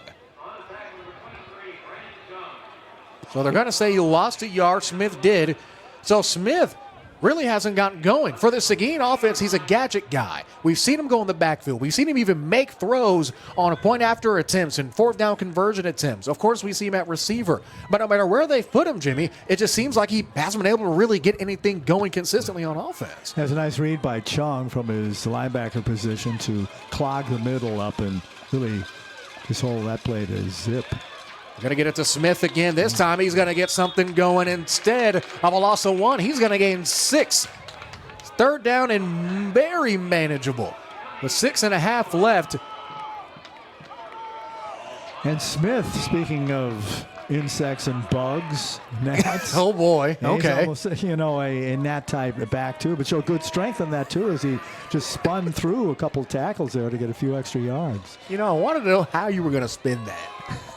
When you say a kid is, speaking of bug-like and gnat-like, so many avenues. That's a compliment, though. You ever try to swat down a fly or a gnat? It's tough. They got to hand it off to Bly. First time we've seen him in the backfield in a minute. He's going to lose a yard. Getting him at the ankles, at the bottom of the pile, rising up with a huge tackle, especially with how consistent this run game has been. It's Kamari Terrell, the sophomore linebacker. His first tackle of the game, and it's a big one. Yeah, it was a nice tackle as he went low to get him. Field goal attempt coming. Maybe so. Or maybe not. As Polk, the holder. As we talked about earlier, they've used this play before. Now what are they going to do? As the kicker runs into the left part of the line, and we have a flag coming. They got him to jump once again. I believe this may be the second time on a fourth down that Seguin has gotten the Colony to jump. I would love to see who high jumps for the Colony as much as they've jumped tonight. It's head coach Joe Gordon speaking over with the head linesman right about the 20-yard line. I know they're not discussing Applebee's or Chili's. At least I don't think so. The Colony sideline, of course, yearning for a false start. Now Coach Gordon heading up to the linesman along the hashes. Now the field judge is now trotting him back. Gordon steps up again. This is going to be interesting now. This definitely changes your fourth down play call, especially if they get marched back. All right, Mr. Crow, what have you got?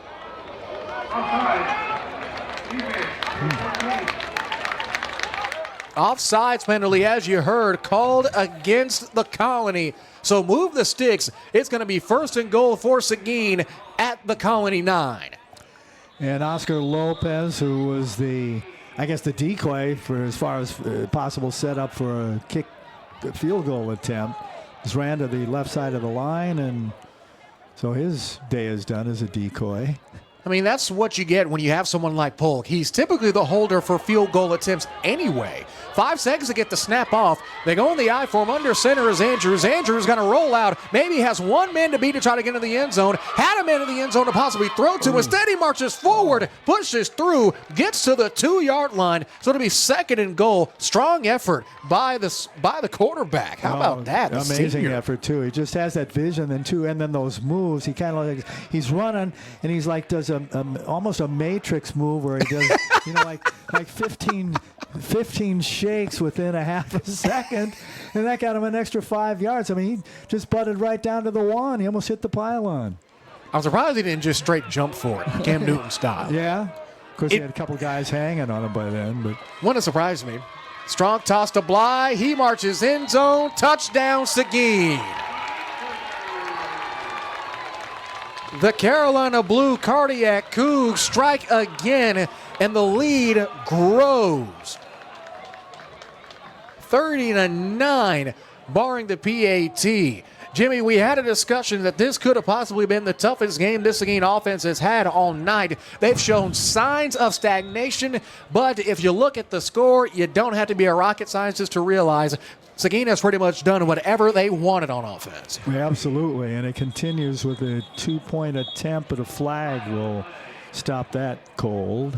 To quote my former color commentating partner from 2 weeks ago, as a false start penalty is called against Seguin, and also the PA announcer for Texas Wesleyan Rams football, who you'll hear his voice plenty next week. BC. Mustard on the lettuce, as he says. Mustard on the lettuce. Mustard on the lettuce. I understand that because I use mustard on my sandwiches every day. Mustard and mayo or just mustard? Mayo, hummus, slice of Swiss, tomato, some lettuce, if we have it. Well, we do have a successful PAT. Jimmy's sandwich picks aside. Well, I guess Dave's bread. Well, okay, there we go. 105 per slice, low in sodium, mg. As Jimmy Dave's goes bread. through his macros, Seguin's offense continues to roll. They're up big, 31-9, 4:52 left to go in the third.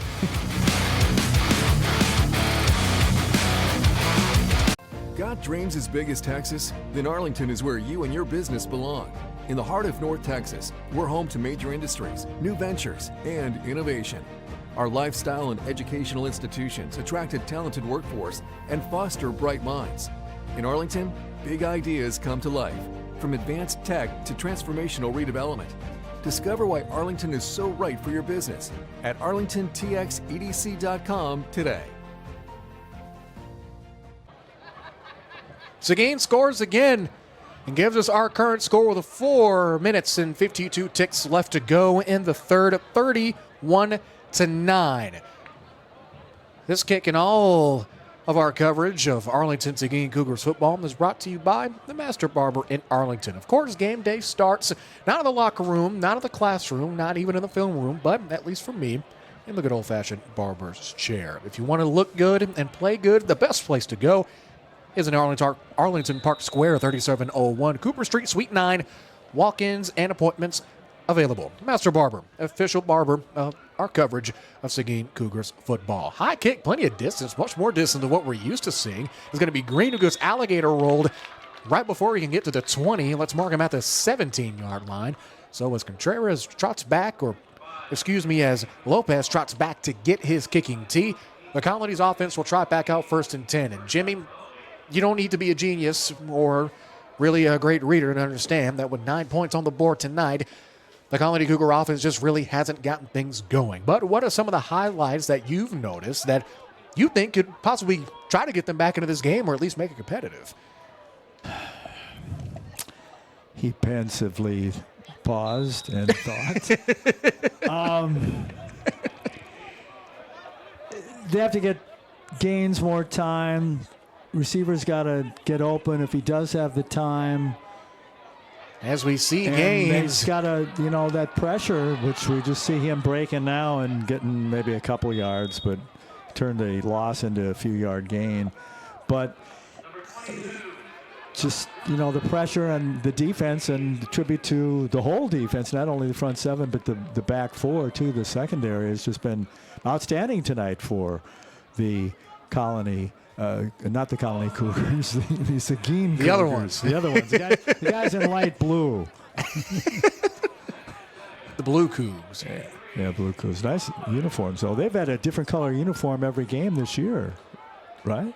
Well, they've had their cobalt. The coaching staff says it's black, but I've been on the Right. field, and it looks like cobalt to me. Okay. That's their home uniform. They've had the white uniforms for on the road. There's a quick pitch to the outside, open spaces. Tyler Osborne Jr., his second catch of the game, and absolutely gets crushed right in the back plate. Keith Hoffman, the junior linebacker, like a bat out of hell, scooping through, making the huge hit. Boy, a nice hit by Hoffman. Just came up from his position and was there to bring the plastic, lay the plastic on them, as they say, lay the wood, they used to say. The brand new plastic, 2 of these helmets. As Gaines, Jimmy, you said he needs to get time, but he ain't getting much time here. Somehow was able to muster a singular yard, but it was that pass rush again by Seguin and helping him up is Marchell Carter, the sophomore, once again giving Gaines hell in that backfield. Yeah, Randall Dent and Dante Barnett, I think they're to our left. We're right next to the coach's booth. They're the defensive coaches, so they have to be pretty proud so far. Still 3:48 left here in the third, but their defensive Chargers doing a heck of a job tonight. With how many points the teams in the district put up, only allowing 9 well past. Well, in the back half of the third, that's about as close to a pitching a shutout as you're going to get. As Gaines looking for Green, the sure hands of Green of the former or the future Hurricane hauls it in. Gain of, let's mark it, 11. Move the sticks, 1st and 10, the Colony. And on that play, too, 3 light blue shirts around him. I mean, they were right there. It's a good read by Gaines, and not real tight of a window, but still 3 guys around him. They tracked it to the ball and, got a first down, but good, well-defended play. Stacked receivers at the bottom of your screen. Man in motion is going to be Osborne Jr. They hand it off once again to McLeod. We haven't seen in a while. He's going to burst through for 6 or 7. Second down and short. McLeod again. We haven't heard from him in a while, especially at the consistency that he was at least in that first quarter. But maybe this drive can be what he needs to try to get things back on track. They'll give him 5, 2nd down and 5 coming up as the Colony rushes to the line. A tight end, 1 slot and 3 wide. It's going to be a one-on-one ball. Throw. It's incomplete. Flag is thrown on the backside. And yep, Giamatti Smith, I believe that is. No, it's going to be Brown. As thankfully we can try to take a second look here at that last throw, or at least attempted throw, to see who was in coverage. Incompletion, and we see the flag thrown. Yeah, the flag was thrown upfield by about 20 yards. Yeah, it's going to be a pass interference. The guilty party was number 22, Shelton Johnson, the senior defensive back, getting whacked with that penalty. So now the Colony's 3rd offensive drive of the quarter or the half. It's, at least in terms of what has transpired so far, it's coming up pretty Millhouse. At least I would say so. On the Seguin 38. They hand it off to McLeod again. McLeod bounces outside of the tackles, has a lane, has a block on the outside by a receiver, but is eventually met and escorted out of bounds. Don't know if he was offered a towel or not, as Deshaun Marble, the linebacking senior, made contact along the numbers and then just walked with him out of bounds. Zachary Strickland, Cameron Ramirez made that play, the right guard, right tackle for the Colony, as they just got the left side of the line and the left secondary. When it got to the next level, they just opened up a real nice hole. Nice blocking is good pickup. Nice blocking indeed. It's Gaines, fade ball to Green, incomplete again, overthrown. The 3rd time he's overthrown Green tonight. And you have to think, Green, arguably one of, if not in terms of recruiting or really the grand scheme of things, could be seen as the most talented cat on the field.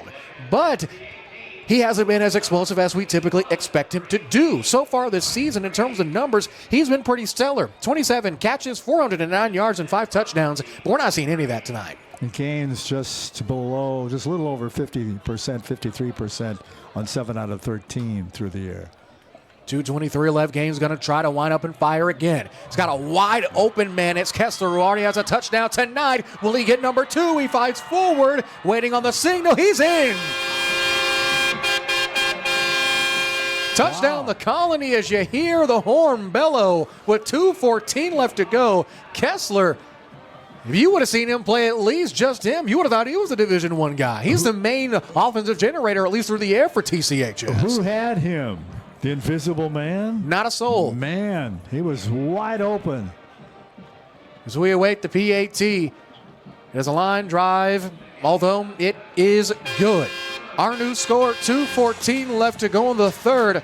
The Colony fighting back. They've chopped this lead just about in half.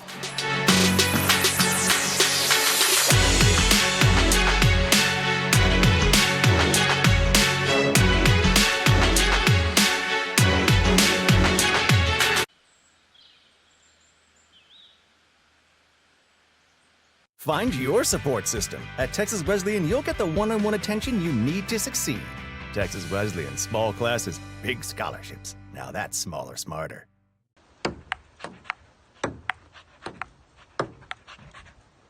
Don't get sidelined. At Texas Wesleyan, our small classes mean you'll get hands-on experiences.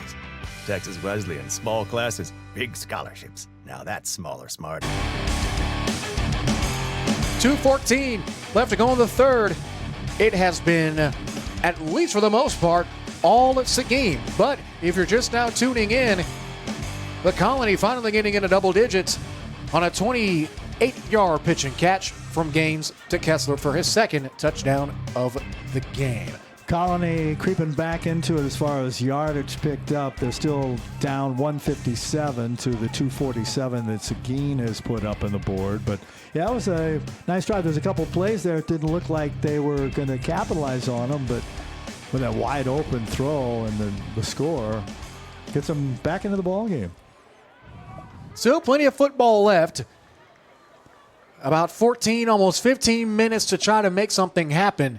Now, one thing to note, as getting ready to tee things off again for TCHS is Jamison. Jamison has already converted a successful onside kick, and that was to start the third quarter.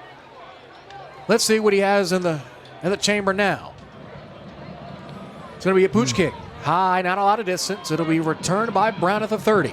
Turning back the other way, looking with a lane. Maybe one more man to beat past the kicker, but he's easily brought down inside of the Colony territory. So that is the downside of a pooch kick. If your coverage can get downfield quick enough to maybe force a turnover, you might have something. But if you're kicking it to somebody like the senior Caryell Brown with that kind of breakaway speed, you're just asking for trouble.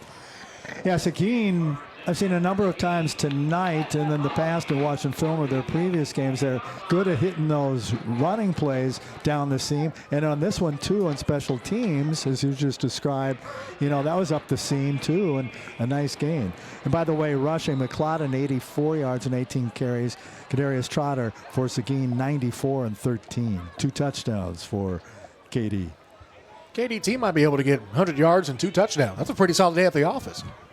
2:08 left to go. Brand new drive. The previously aforementioned Trotter and at running back to the right of Andrews. Andrews' quick throw to the outside is going to be catched by Polk. Polk trucks him in, has one defender hanging on his ankles and is met by 4 more white-cladded Colony Cougars. So I'm going to give the tackle to Aiden Brooks. At least I am. I don't know. You're more than welcome to pick anybody else. Yeah, I'll second that motion. Thank you. Gain of 8. 2nd and 2 right at the 40. Substitution now for the Colony. Tremaine Barton checks out. Also as well, Julius Washington checking in is going to be Devin Gertman. Gertman, the starting defensive lineman. It's been a good chunk of this third quarter so far on the pine. Don't know if it was an injury or what might have transpired. As the penalty flag will fly and a delay of game penalty most likely will be on the way.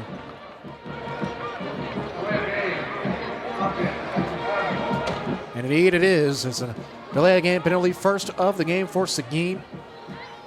On the far side, we see the head linesman talking with the Colony head coach, Rudy Rangel. Double back set now for Andrews. Andrews, option, will keep it. It's got a man in the flat. It's caught. Bumped forward and eventually out of bounds. It's guess who? It's Jonathan Polk. And Polk a little bit slow to get up with those yellow gloves, but he seems to be walking it off. Hopefully for Seguin's sake, he's okay because he has been absolutely money tonight. He can do no wrong. Yep, he has been. So a fresh set of downs after the catch from Polk. That's Polk so far on the day with his third reception, well over 50 yards.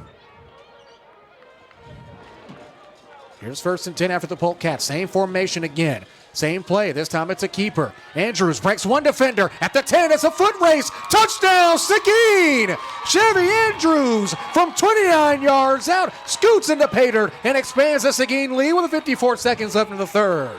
The fake throws the defense coming from the opposite side toward the runner that would have had the the handoff, and then Chevy just used that speed and just went down the sideline, and nobody's going to catch the gnat flying down the left side. Well, his name is Chevy, but he's moving like a Camaro out there. Yeah, he's Good night.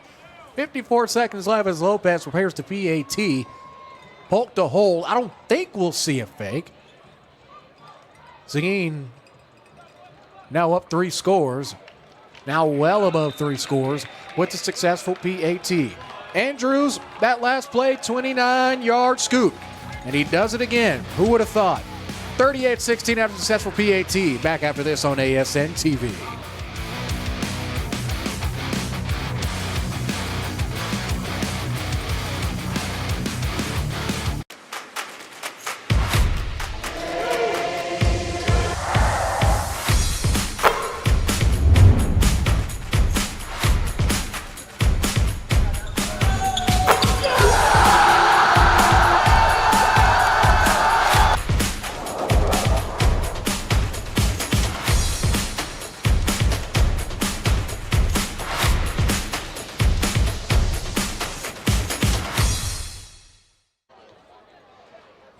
Twenty 54 seconds left, and a 29-yard scoop by Chevy Andrews. And Jimmy, another big offensive drive for Seguin. 5 plays, 48 yards, 54 seconds left here in the third. And the lead now the biggest the Seguin Cougars have had, 38-16. And a big run of 30 yards that gives them 84 for the quarterback of the Seguin Cougars, Chevy Andrews. So Trotter's pretty much at triple digits, and Andrews is knocking on the door of triple digits. We might see 2 100-plus yard rushers. Yep. Green takes the kick back at around the 4.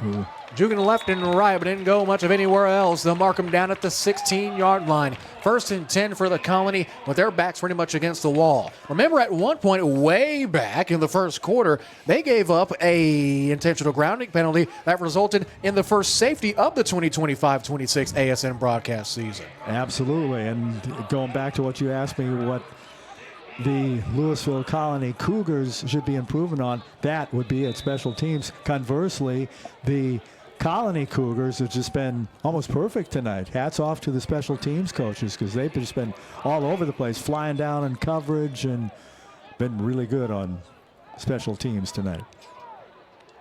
Bunched receivers, about a yard or so off of the line, as Gaines will throw. Wide open is going to be Kessler again. Kessler is going to be able to eat up yards. Gain of almost 25. Big chunk play for the Colony, exactly what the doctor ordered. Is Kessler the invisible man tonight? I mean, he had that touchdown earlier, and now again. I mean, they're usually in a man defense. As they hustle back to the line, and it looks like Seguin is going to call timeout to try to say, whoa, Nelly, let's slow things down. And watch out for number 6. Please. That would be greatly appreciated, I'm sure, especially for the Seguin coaching staff to our left. I wish we had a line kind of say, hey, what's going on, guys? That's the third or fourth time we've seen him miss open this evening. I don't know. Might have to ask some of them after the game. It's not like we have to walk very far to talk to them. Seguin, a school that opened in 2003, the youngest out of the AISD 6. Went 2-2 at home last season. Went 2-0 at home. 2-0 at home this year. Went 2-2 last year. That last home win, arguably game of the year, that got them into the playoffs. A win against the Jags of Mansfield Summit, where it was pretty much win or go home. Both teams were knotted up in district. They were tied on point differential. Can you believe this is the 5th game halfway through? Man, this season has flown. Oh, gosh. Oh, boy. Gosh almighty, Joe Friday. Or Joe Thursday in this case. Yeah. Gaines. Joe Wednesday in a couple of weeks. Jump throw. Flag. No flag. Ooh. Wow. Good coverage. Okay. Good flag. Honestly, I was about 50-50 split. Both. Me too. The receiver and the DB got a bit handsy there. Mm-hmm. I guess according to the official, not really handsy enough to warrant a penalty. All right. I'm sure Seguin won't be mad about it. No, I'm sure they won't. Incompletion brings up 2nd down in 10.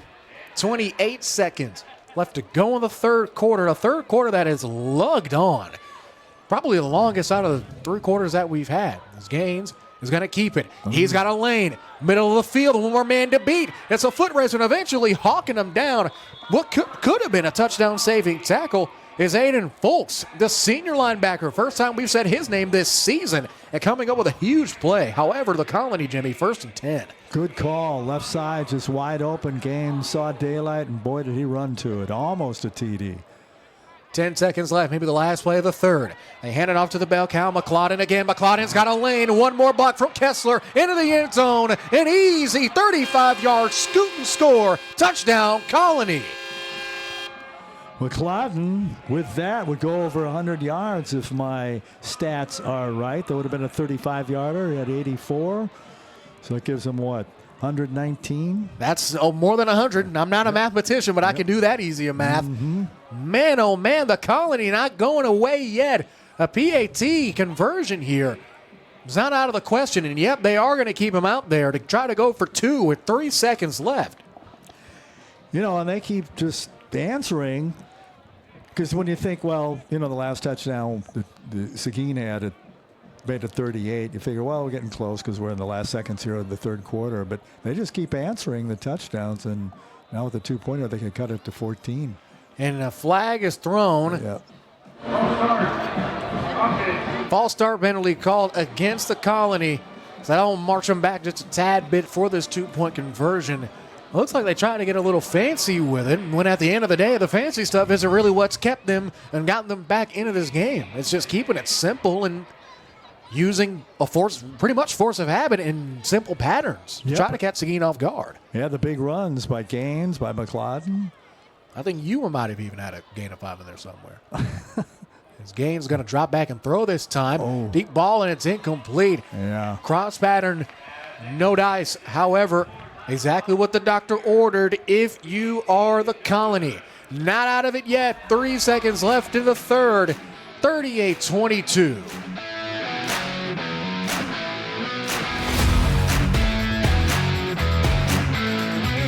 Got dreams as big as Texas? Then Arlington is where you and your business belong. In the heart of North Texas, we're home to major industries, new ventures, and innovation. Our lifestyle and educational institutions attract a talented workforce and foster bright minds. In Arlington, big ideas come to life, from advanced tech to transformational redevelopment. Discover why Arlington is so right for your business at arlingtontxedc.com today. 3 seconds remaining. 38-22. The Colony, Jimmy, they still got some life left in them. They do. That 6-play, 84-yard drive, with just 3 ticks left now on the 3rd quarter clock. And they missed the 2-pointer on that crossing route. Looked like Gaines threw it to the middle of where they should have been crossing. But he had the receiver on the right and the receiver on the left already crossed, so he just threw it in a wide open window. Trouble is, neither of those receivers are there. They're going in opposite directions of the ball. It's like when you try to go through a window and you see a screen in there. Right. Regular kick setup, at least for now, for the Colony. As not Osborne, that's Jamison ready to kick things off again. Gives the final word to both sides of his kick, and it's going to be an onside-er, and eventually it's brought down and caught by the Colony at the 48. Once again, it'll be 1st and 10. Sure hands by the linebacker, Keith Hoffman. Huge catch. Now, with the whole quarter to play, wouldn't that be like a risk?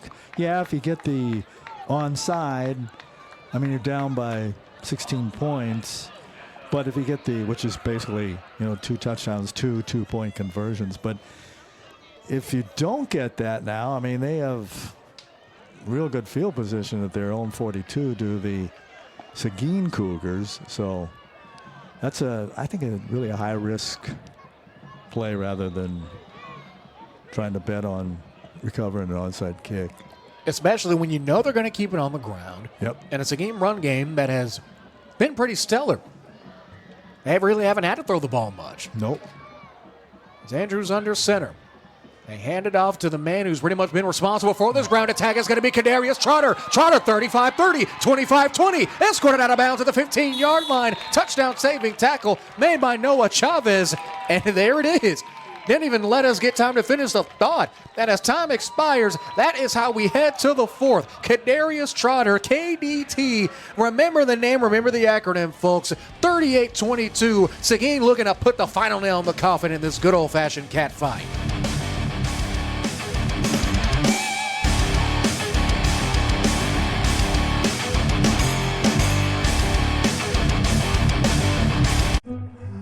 This is the concert ticket, and the t-shirt you bought, and the wristband that the bouncer put on just a little too tight.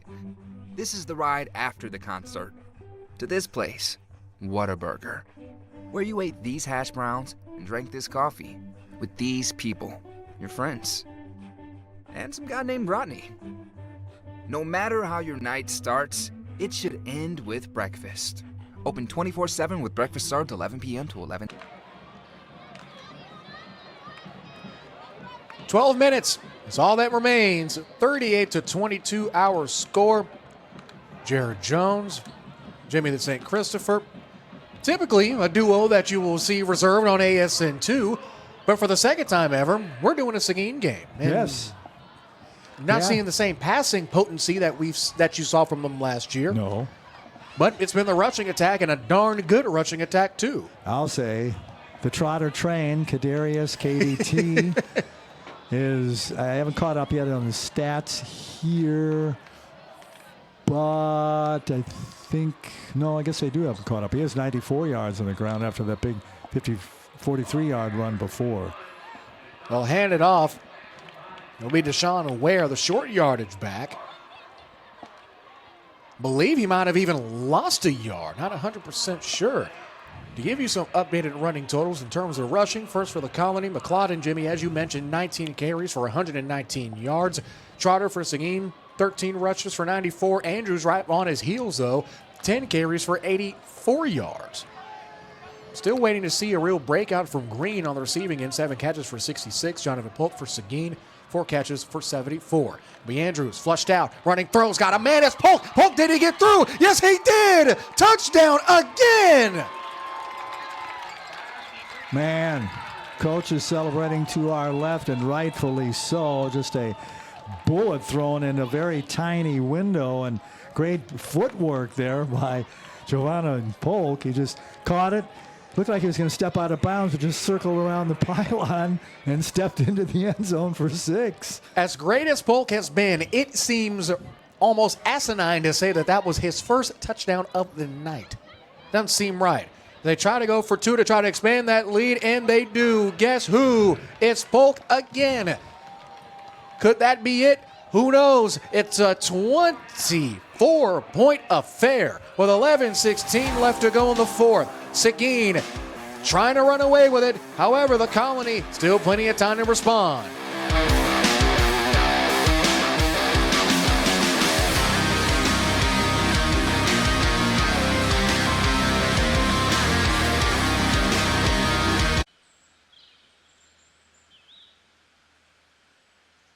Find your support system. At Texas Wesleyan, you'll get the one-on-one attention you need to succeed. Texas Wesleyan, small classes, big scholarships. Now that's smaller, smarter.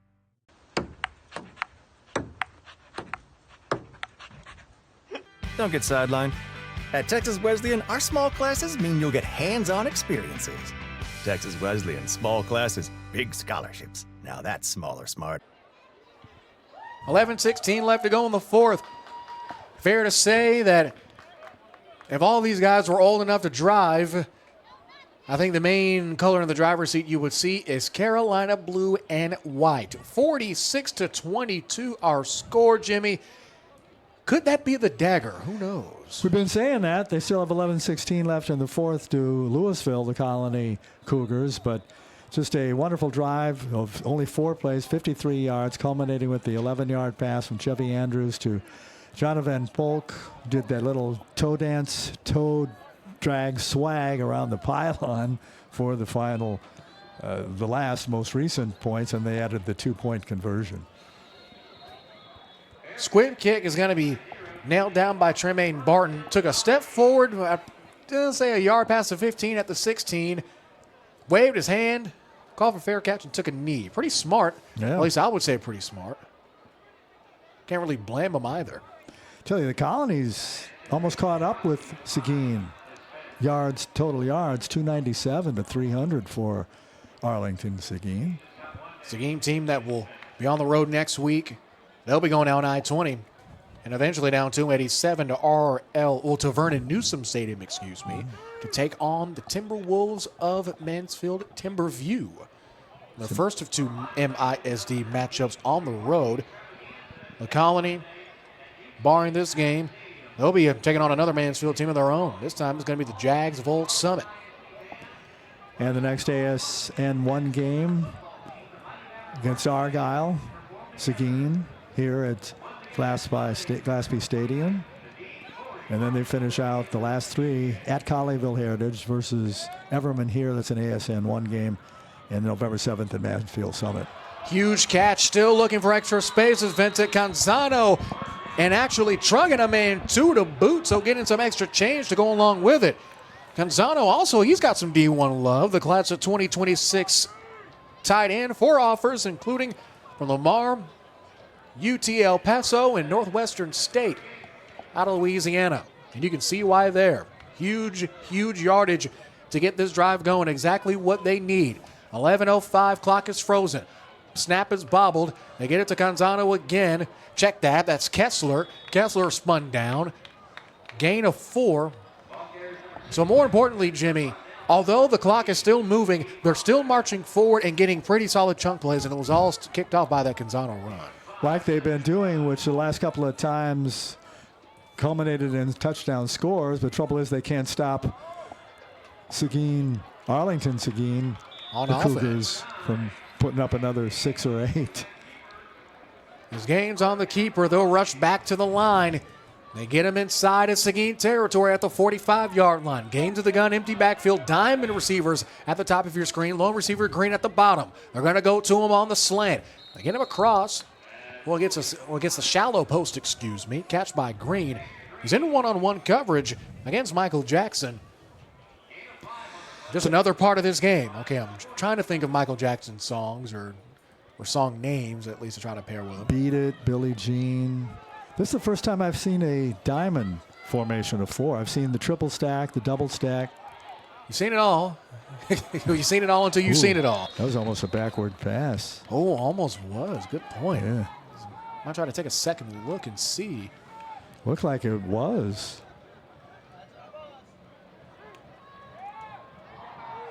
Officials discussing it. That's where they're going to mark it.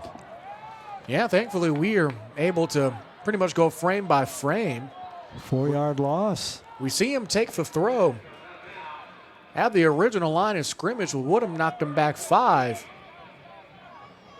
So, yeah, Wow. That's a backwards pass. Yeah. So 1 step forward, now 14 steps back.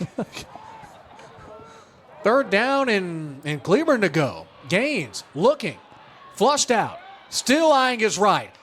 Tackle at the ankles, no good, but coming through is Deshaun Marble. Knocking off Gaines' helmet, and a penalty flag is thrown.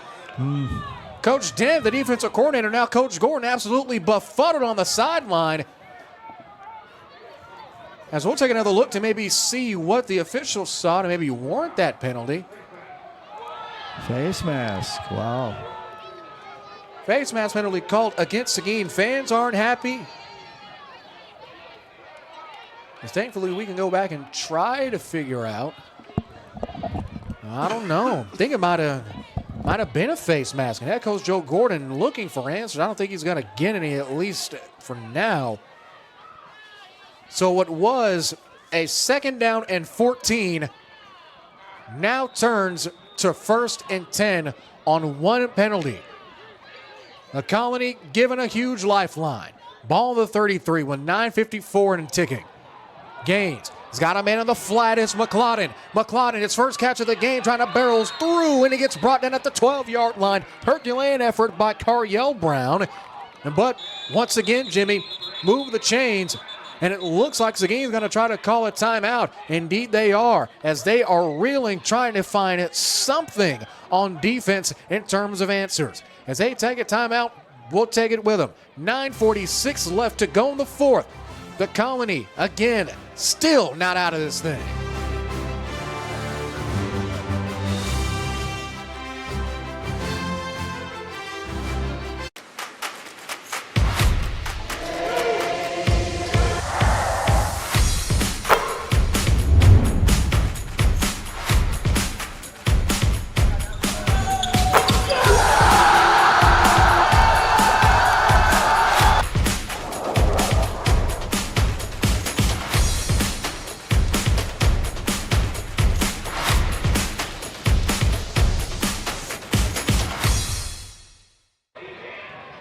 9:46 left in the fourth quarter.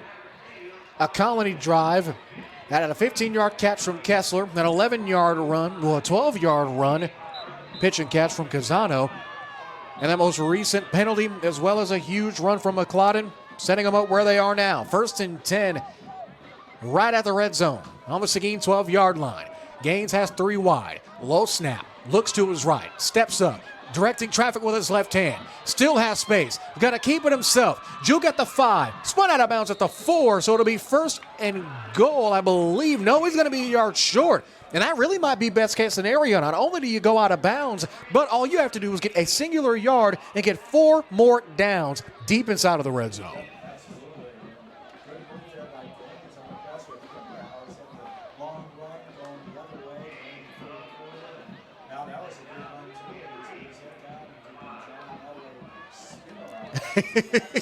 And it's going to be into the end zone. Guess who? It's McLeod to finish off the drive, but hold everything. There is laundry on the field. Oh boy, this could be huge depending on who the referee gives it to. Man, 6 points stripped away. Oh, boy. You got to think Coach Rangel not happy at all with that. No, but you make a penalty like that, since it takes a 6 off the board, it can get you down, or 24 points, 9.5 to play. You just have to forget about it and then move forward now. That's a big loss. Gotta shake it off and go over that one. You just have to get something on the board.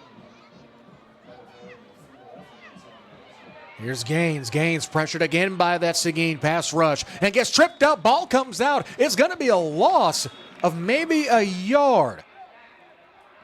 Maybe a loss of a yard. Once again, Jimmy, that pursuit of that Seguin pass rush giving Gaines absolutely minimal, if not zero time to use his athleticism. No matter how great he's been at looking downfield and looking through his progressions and reads, he hasn't had time to. He can only go through about 3 at the most. Hoffman, the junior linebacker, coming over and talk about the athleticism. Timeout's going to be taken by the Colony. We'll keep it here with 8:57 left.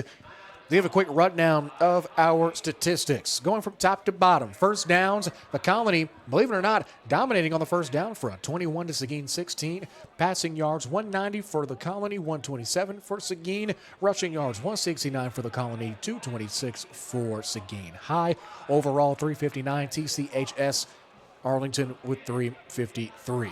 Individuals, it's been Chevy Andrews who's been getting it done so far tonight. 10 for 22, just over 83% percentage. 1 touchdown through the air and 127 yards. On the other end, the previously aforementioned Jalen Gaines. 14 for 22, just over 63%, 189 yards and a touchdown. On the ground, where both of these teams have really kept it, it's going to be Kendrick McLeod.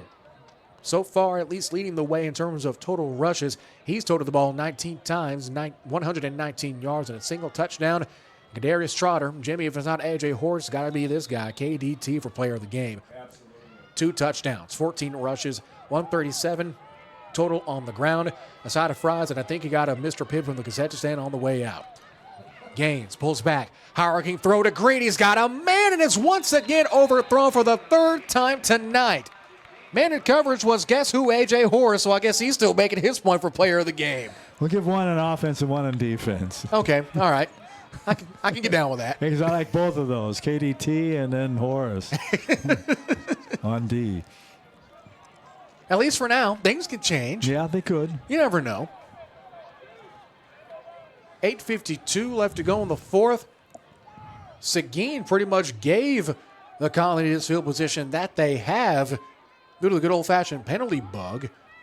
The Colony with a penalty of their own might make things much better. It's got Canzano back in the end zone. It's contested. Did he catch it? No way! He caught it! Wow. My word! Defender draped all over him and found a way to haul that thing in. 16-yard toss. I mean, come on. Defender was right there on him, right on time. Couldn't have played it much better. And he's listed as tight end and defensive lineman, as you said, offers from Lamar, UTEP, and Northwestern State, does Canzano. 4 offers, and man, he's got the size, too. For sure, as McCloudon dolphin dives through for a successful 2-point after. With 8:57 left, Seguin still not able to finish him off. The Colony still battling. 46-30 our score. Back in 30 seconds on ASN TV.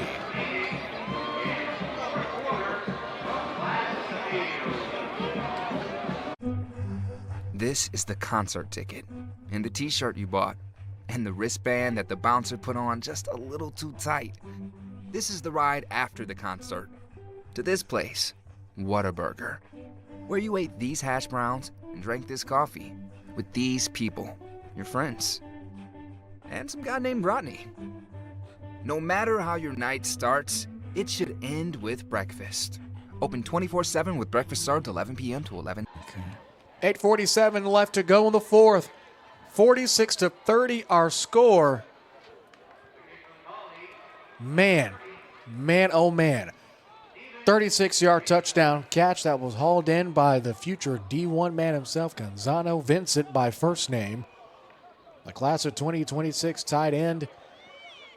Man, the Colony they're just not going away. They're like that X. They're like that one X. You just can't get rid of them. Very nice drive, 15 plays, 82 yards. And then the 2-point conversion on McCloudon. You said the catch by Canzano, 16 yards for the touchdown with the 2-point conversion, an 8-point score. And they've got it to 16 now. Another 2-score deficit with 8:47 to go here in the fourth. As we get ready to kick off once again, it's an onside kick. Falling on it at the 45 will be the Cougars. The sure hands of Preston Randall, linebacking junior. This linebacking core's got some pretty good hands. Very good hands. Yeah, I've noticed that tonight too. So, and speed. If you're Seguin, and let me know if you agree with this or not, I'm not throwing the ball once. Not one time. Yeah, it'd be a good strategy. I'd stay on the ground, just chew the 846 as much as you can. We have learned and that the Colony, they just won't go away. No matter how much you spray on them, no matter how much you step on them, it's like a cockroach in a nuclear wasteland. You just won't die. So run the clock out while you can. And if you do give him the football back, give him minimal time to make any damage. It's going to be to Polk. Polk turns the corner. Polk still fighting through, gets stood up, but is eventually leveled down. While the 44, well, at least the 43, first down yardage again, and there it is. That's what happens when you keep it on the ground, especially with how many capable runners that Seguin has. Everybody's so shifty and so speedy. They are indeed, and that's what I would do.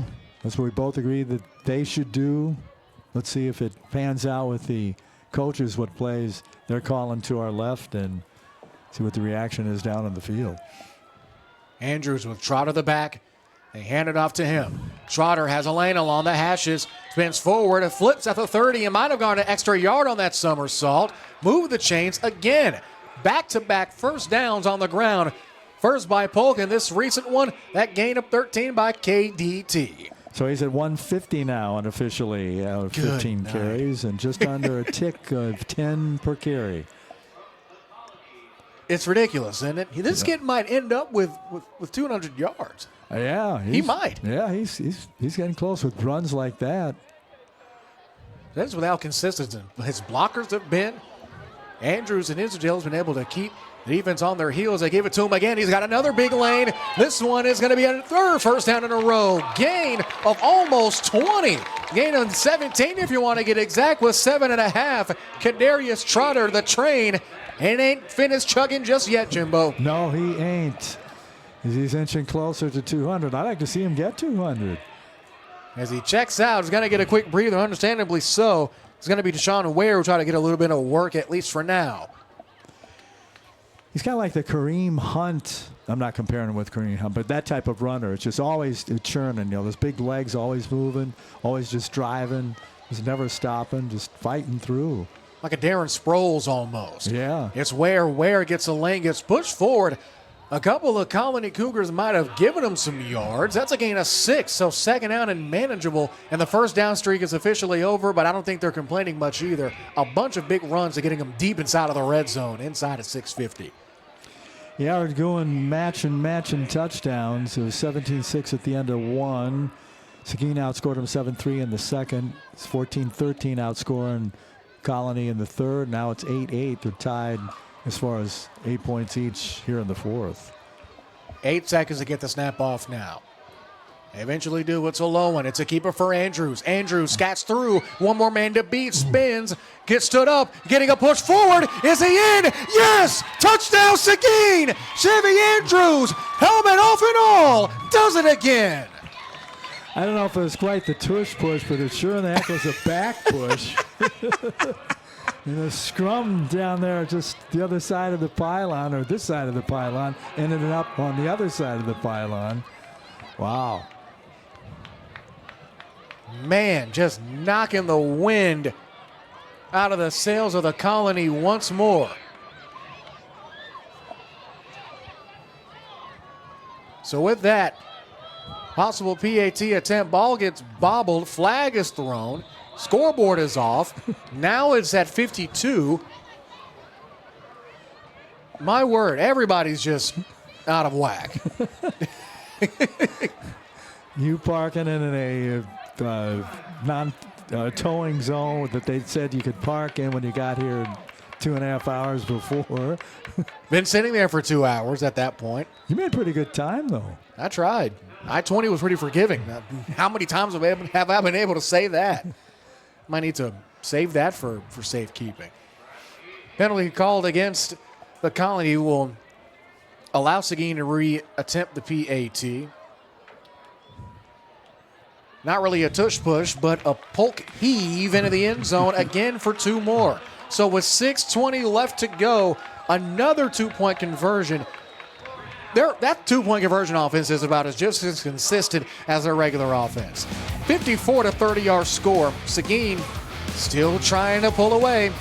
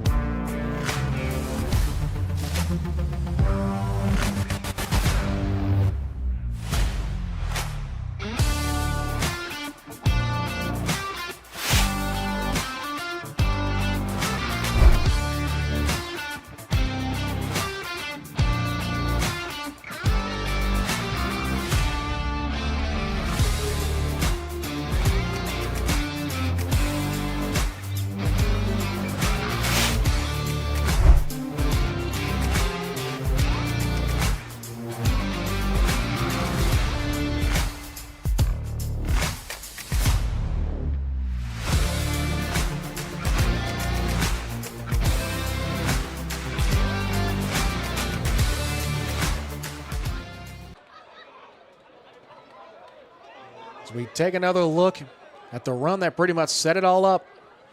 Kadarius Trotter. Guess who? We've said his name all evening long, as well as we've gone to Jimmy pretty much all evening long with the drive summaries of both of these teams. Just keep on scoring at will. 6 plays, 55 yards, the 2-point conversion after the Andrews rush. Polk took it in for 2. It's 54-30. Seguin. So the line drive kick, once again, the squib kick by Lopez. It hit the ankle. At least it looked like it hit the ankle of Trey Burton.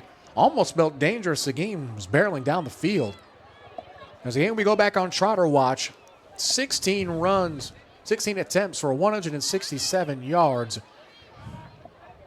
I feel like if he was taken out maybe a play later, he would have been in better standing for the 200 yards. But I don't know, 167 with 6:15 left. Depending on how quick this Colony drive is, I think he might have missed his window for the big 200. Yeah, you could be right there. It'll be interesting to see if he has enough time to get the big 200. And I hope I'm wrong. Yeah. He's still my player of the game, though, on offense. All right. Hard Do to you have disagree. anybody else? No, other than maybe Polk. Maybe. Polk's had a really good this last quarter and a half. Just his consistency. 5 catches for 85 yards and a touchdown. 17 yards of reception. Can't really. Pretty good numbers. As Green goes out in motion. His gain's going to be a triple option keeper. He'll stay in bounds. He gets wrestled down. Ball comes out. Seguin has the football. It wasn't whistled down. The Cougars are going to go the other way. Then Michael Jackson, a smooth criminal, stealing the football away. And a touchdown here after that may seal it. Beat it. Michael Jackson with the fumble recovery. Yeah, this defense is... Yeah, they're giving up 30 points, but hey, the Colony aren't a shabby team that you're going to shut out or hold to single digits. But man, they've when they've had to, they've come up with the big plays tonight. That was a big play. I mean, they've been matched for touchdowns. They had the big halftime lead, but up till this play, they've been matched for touchdowns per drive, basically for 1.5 quarters here in the second half. So after the forced fumble, Seguin will take the football back with all the control and momentum in the world, up 24 on the 20. There we go, Trotter with another chance to, 20 yards to add to his 167. I don't think he's going to run 20 yards on his first play. Maybe he will, who knows? They're not going to hand it to him. Instead, it'll be Andrews. Flag is thrown at the line of scrimmage. Throw is going to be short, right at the ankles of the intended target, Oscar Sanchez. So as the hankies fly once again, looks like that should have been or could have been a design run for Trotter. I don't know. As soon as you heard from Mark Crow, illegal formation will march the Carolina Blue Cougs back. But one thing I will give us both credit for, I don't think we've really mixed up either one of the teams for their mascots so far tonight. No. Still a good amount of football left, but I'll say with 5 minutes left, I can confidently say we've done a pretty fine, good job. Colony Cougars have actually outgained the Seguin Cougars by 6. That was that third quarter as they hand it off to Trotter again. Another helmet comes off. It's going to be the previously aforementioned Gabe Sanchez. How many have you kept count? Have you tried? You have. How many helmets have come off this game? 5. 4 for Seguin, 1 for Lewisville.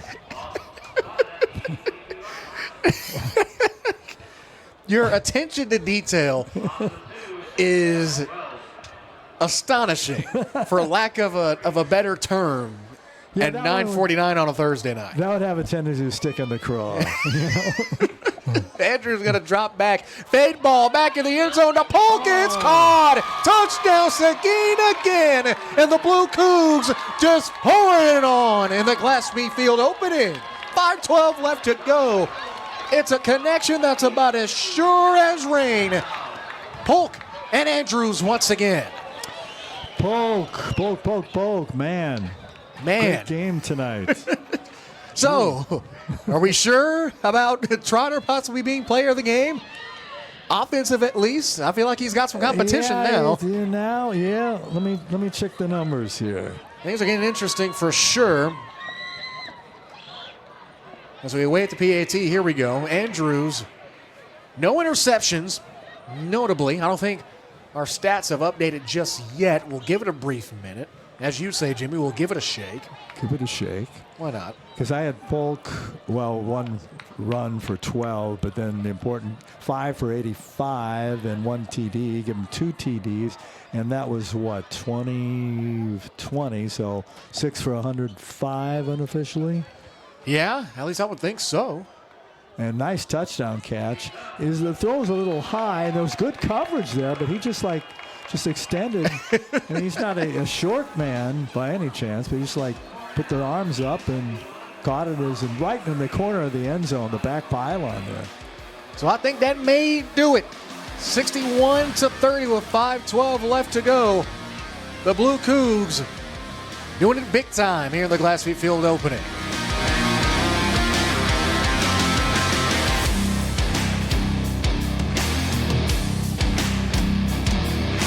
Got dreams as big as Texas? Then Arlington is where you and your business belong.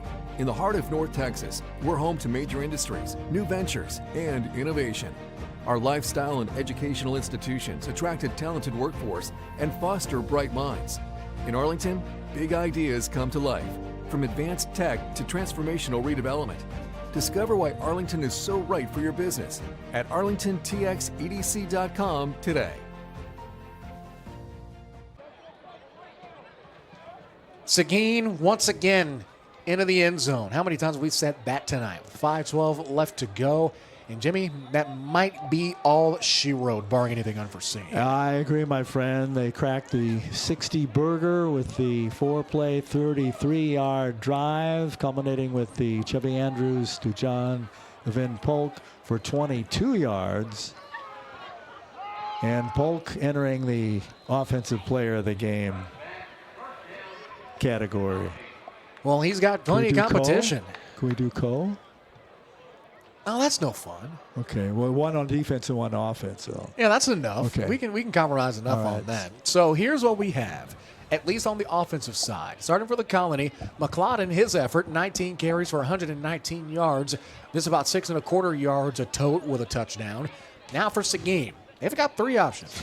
They've got Andrews, Chevy Andrews, 11 for 13, 149 yards, 2 touchdowns, no picks. Of course, there's Kadarius Trotter, who was at least the early. Oh, forgot about this. Andrews, he's got some numbers on the ground, too. 11 rushes for 91 yards and 3 touchdowns. I feel like that alone, just the production, 200 yards, over 200 yards, pretty much splitting them between running and throwing as a quarterback. I don't know. That might have to give him at least a brief edge for me, and it's intercepted. Question is, did Marble hold it in? And he's had a good game tonight, too, but is that enough to unseat my choice for most of the game, A.J. Horace? I don't know, because Joe Gordon wanted a pick there. Yeah, and he got one. So you bring a good point about Andrews now. Should we just break the tie with Polk and Trotter and give it to Chevy? I wouldn't be mad at it. I wouldn't be mad at it. I'll give you that. If you were to say that Chevy Andrews is the player of the game, I'm okay with that. As the snap gets bobbled and eventually blitzed, Seguin able to come up with a hit. The safety valve, Osborne, not a lot of room to operate. He's going to lose almost 10 yards with the TFL. It's going to be number 18, Bryson Green, the senior linebacker, letting everyone know with 4:45 left to go in the fourth. So now we return to the discussion. So, and Trotter, 17 for 172 TDs, as you said. And then you're throwing Polk receiving. Where's my Polk receiving yards? Oh, it's the wrong team. Wrong Cougars. 6 for 107. That's 17.8 a grab. And 2 TDs. Darn. I don't know. I'm at a standstill here. I'll have to say just because of one simple fact. That he's a quarterback going to a Chevy? If I go to a Mexican restaurant and a restaurant A just has enchiladas with rice and beans, but restaurant B, so I can get an enchilada and I can get a taco with the rice and beans, I'm taking the combo. I'm a hefty boy, you know. Yeah. I want a taco and an enchilada. With Andrews, you get the taco and the enchilada. Yeah, you do, and you're convincing me here now, especially with the Mexican food analogy. But on the flip side, you look at Trotter, sure, you don't get the taco, but the enchilada you do get by itself is a top-tier enchilada. And So he has darn near 200 yards and 2 scores, but then Polk, you throw in his receiving yards, 6 for 107, the 2 TDs. I don't know. We'll have 4 minutes. First 4 games, have you had, did you just do one? We did one. We did one. Okay. Ooh. As a punt is. That was where there's a flag there. There was interference here. At least I would colliding think. while the ball was still in the air, or after it was hit the ground. I mean. If you take a second look, kick will barely flip fields either way. See them all, the little around the 40 there? Those guys bumping into each other. Hopefully we can go back and watch it over. See what White Hat Crow says. Yep, and they do call interference on Bryce Altzen. Okay. So So 408. to Chevy or not to Chevy? Well, I drive a Ford. What do you drive, Jimmy? Corolla. So We're you drive a Toyota. people. Yep, we're Toyota folks. So we have a Toyota guy and a Ford guy. One's made in Asia, the other made in America. Chevy's made in America. I know we're splitting hairs, but Yeah. there's a method in here somewhere. I'm still trying to find it. It's in there We somewhere. have a Camry too, and the Camry engines are made in Kentucky. They're a Lexus. They are? They're a Lexus engine. Yep. They hand it off to Ware. Is Ware a little worse for Ware that he was unable to break that last tackle? He fights forward for two extra. So that'll make it second and long. Man, I mean, what can we really differentiate? If Andrews had an interception, that would give us more. I know that sounds complete. Yeah, why isn't that he seems playing heinous. defense? That sounds very heinous. I get it. All right, but that's just one way to split the hair any thinner, but it helps us get a more definitive I'm answer. coming around to the choice on the Mexican menu. There you go, folks. If you want to convince Jimmy the St. Christopher to do Another anything, helmet 6 who beats after. That's a player of the game. 6 helmet losses. the equipment manager, the player of the game. Oh boy! So that's 5. That's a Finn helmet losses for. No, I thought that was 6. 6 but total. 5 for Seguin. Seguin. Okay, and then there we one go. for the colony. See, there's so many I can't even keep up with. I've given up. You got it, Jimmy. Oh boy! Man, oh man. There's a 257. new quarterback in there now, isn't Yeah, new quarterback in force. it? Braylon Davis.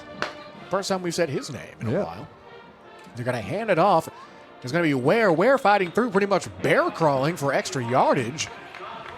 At 245, he's going to get the first down and a little bit of extra change to go with it. Again, mentioning him pretty much all broadcasts long.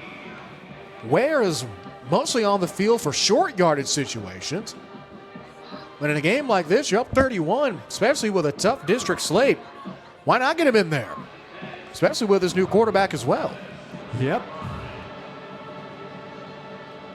I'd like to see him get 70, but there's no 9-point play. Guess I don't think so. Here's first down. Ooh. They hand it out to Ware again. Another helmet comes off, fighting for the end zone. Down at the wow. 1.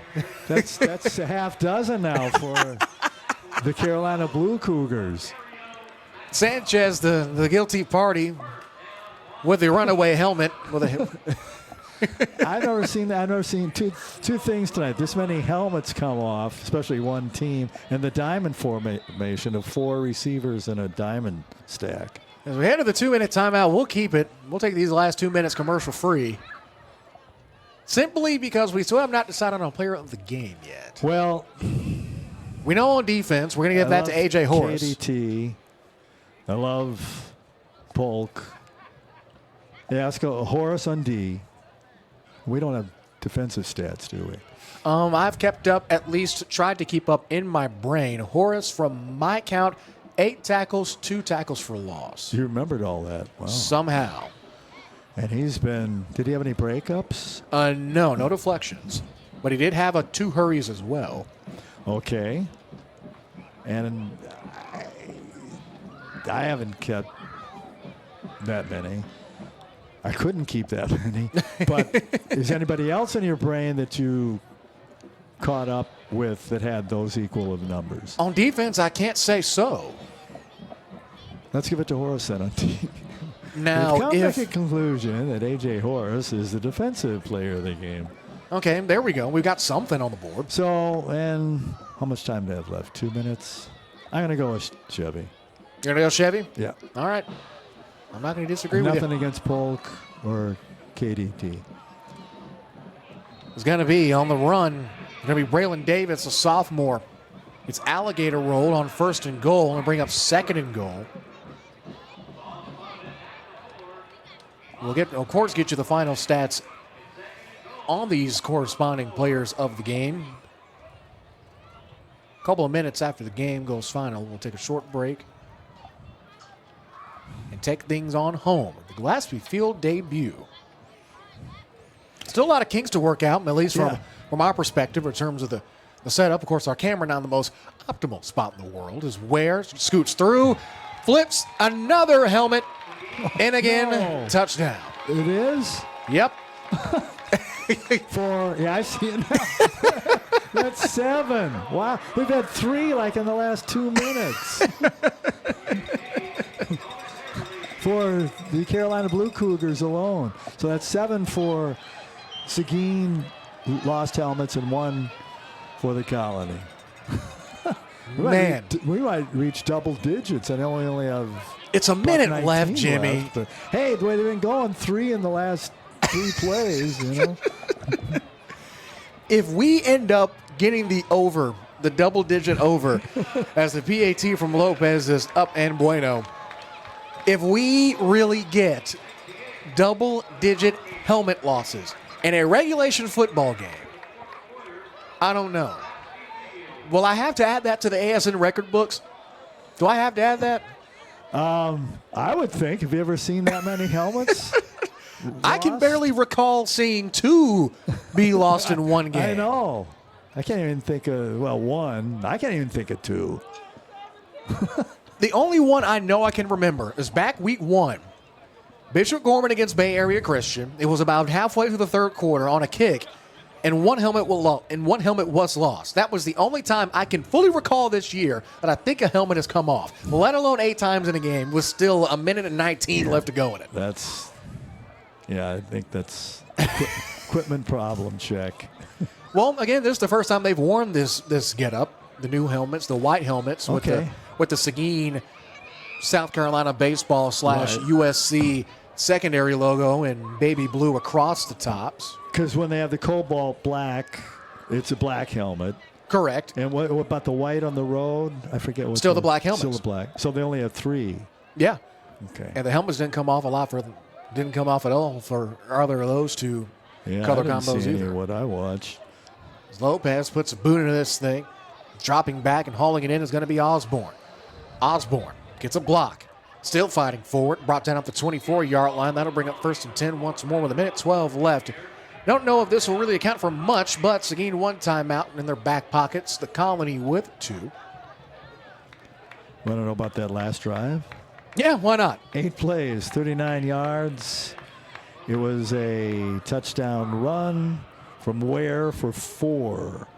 And then the single point conversion. See, folks, you can never say you never learn anything from the old saying. Yeah. I say you learn something new every day. Well, we learn something new every drive. I was just going to say, that's one of my mottos. I try to learn something new every day. So what did you learn? First with the Colony team. Even though in defeat, what's something you can take away from this? Let's see what you really learned. Let's put you to the test. First time I've seen them. At least live. Good runner and that running back. McLaughlin for sure. Right. And not a bad offensive line, opening holes for him. Just ran into a buzzsaw. I mean, that's one way to put it, I guess. Of course, they're 2-2. You know, they're in the middle of the pack with 2-2 overall, 1-1 teams. Pass was intended, almost caught by Tristan Knowles. There's maybe 1 or 2 more plays left. His new quarterback in for the Colony as well. It's going to be Katron Hall, the junior, checking in for the first time.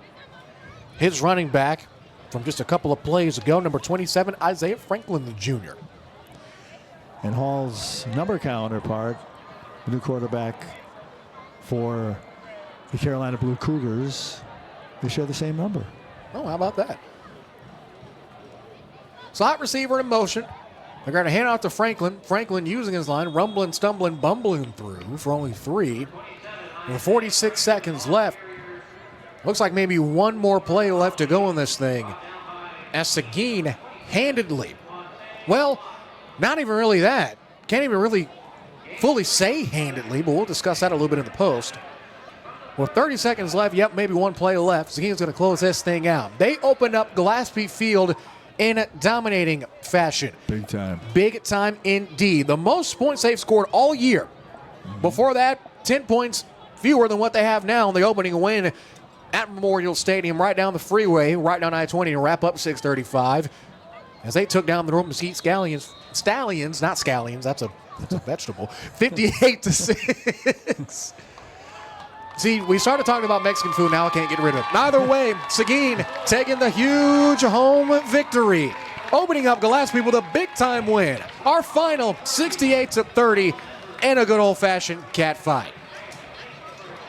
How about that? Yep, with 7 lost helmets by Carolina Blue, Seguin Cougars to just 1 lost helmet for the Lewisville Colony Cougars. But yeah, it's and they had fight there too till you could tell that fight kind of went away. But they were matching them there in the second half, so there was fight after being down as much as they were down at the half. They were down 24-9, but they came back and fought them in the third and fought them for a good part of the fourth, but finally succumbed. All right, we'll take a 3-minute timeout. We'll look to our player of the game, take a look at some final stats, and put a bow on tonight. Seguin, big win to open up Gillespie Field, 68-30 over their, I guess you can say, mascot counterparts in the Colony High. Back in 3 minutes on ASN TV.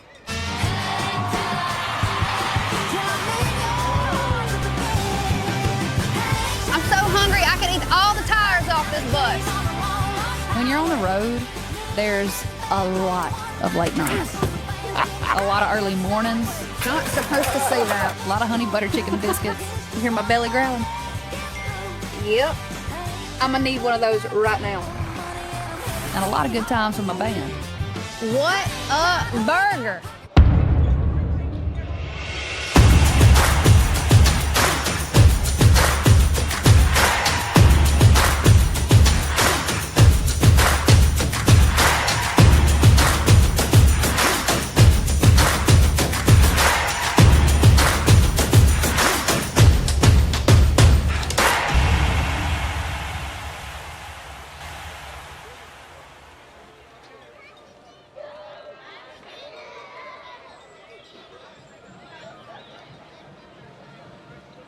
Find your support system. At Texas Wesleyan, you'll get the one-on-one attention you need to succeed.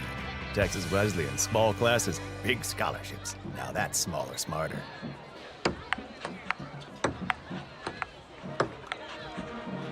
Don't get sidelined. At Texas Wesleyan, our small classes mean you'll get hands-on experiences.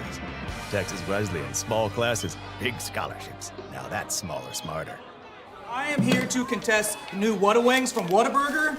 What? Real wings have bones. And these boneless wings are actually premium chicken tender bites tossed in one of Whataburger's famous sauces. Honey butter, honey barbecue, buffalo, or Sweet and spicy. thank you, Your Honor. Those do not turn these Whata wings into real wings. I know what a real wing is. That. Stop. Wings. Whataburger, Whataburger, Whata wings.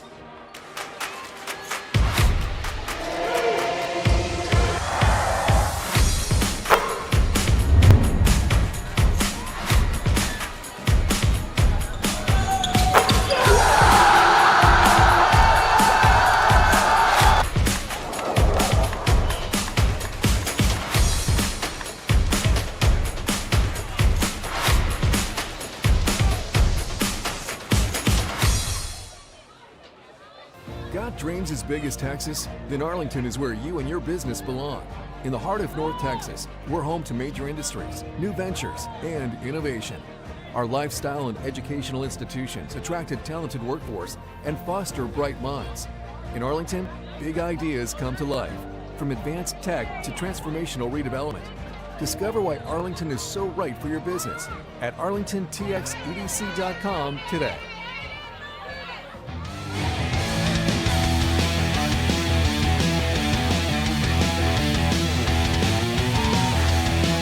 Once again, our final from brand spanking new Glaspie Field. Seguin, big win, 68-30, our score.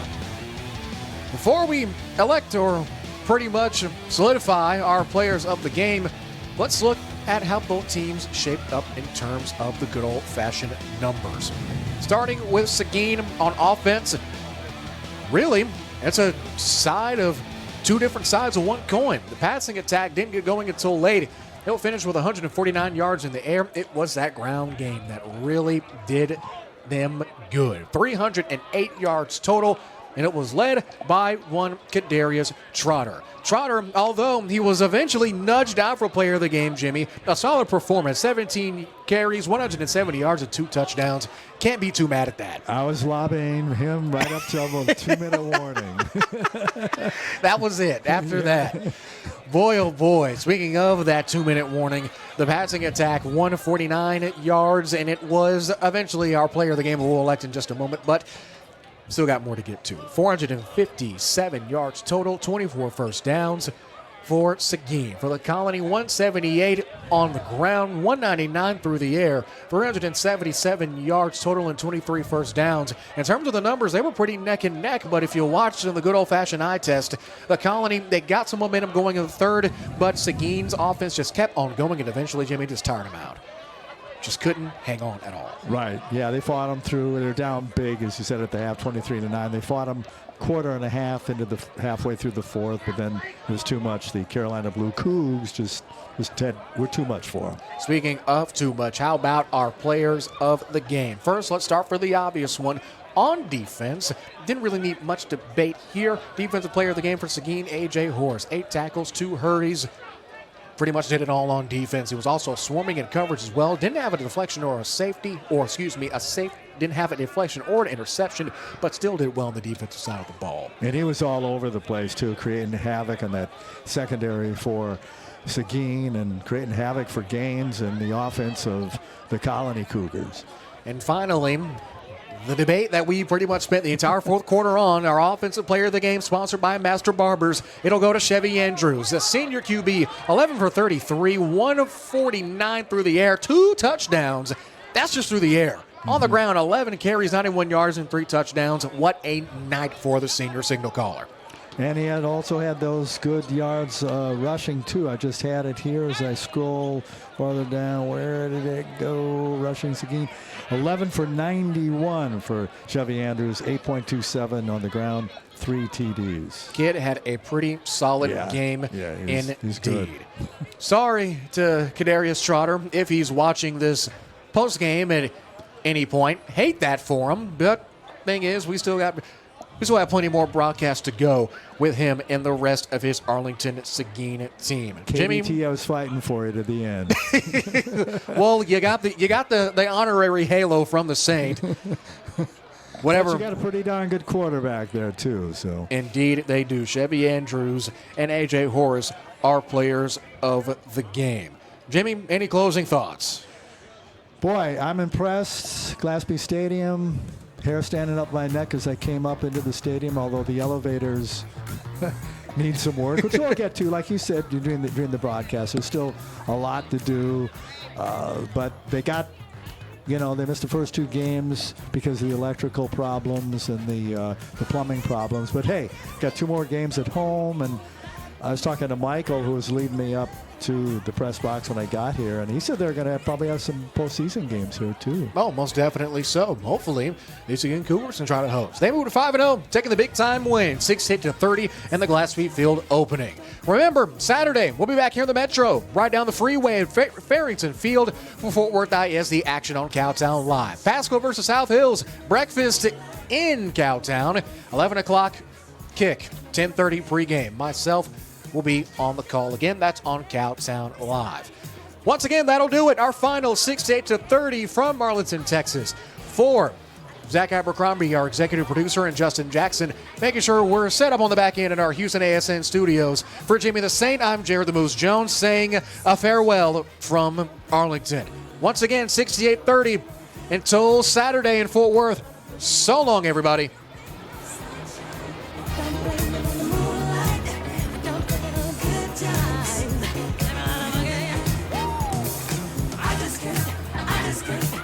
just can't control my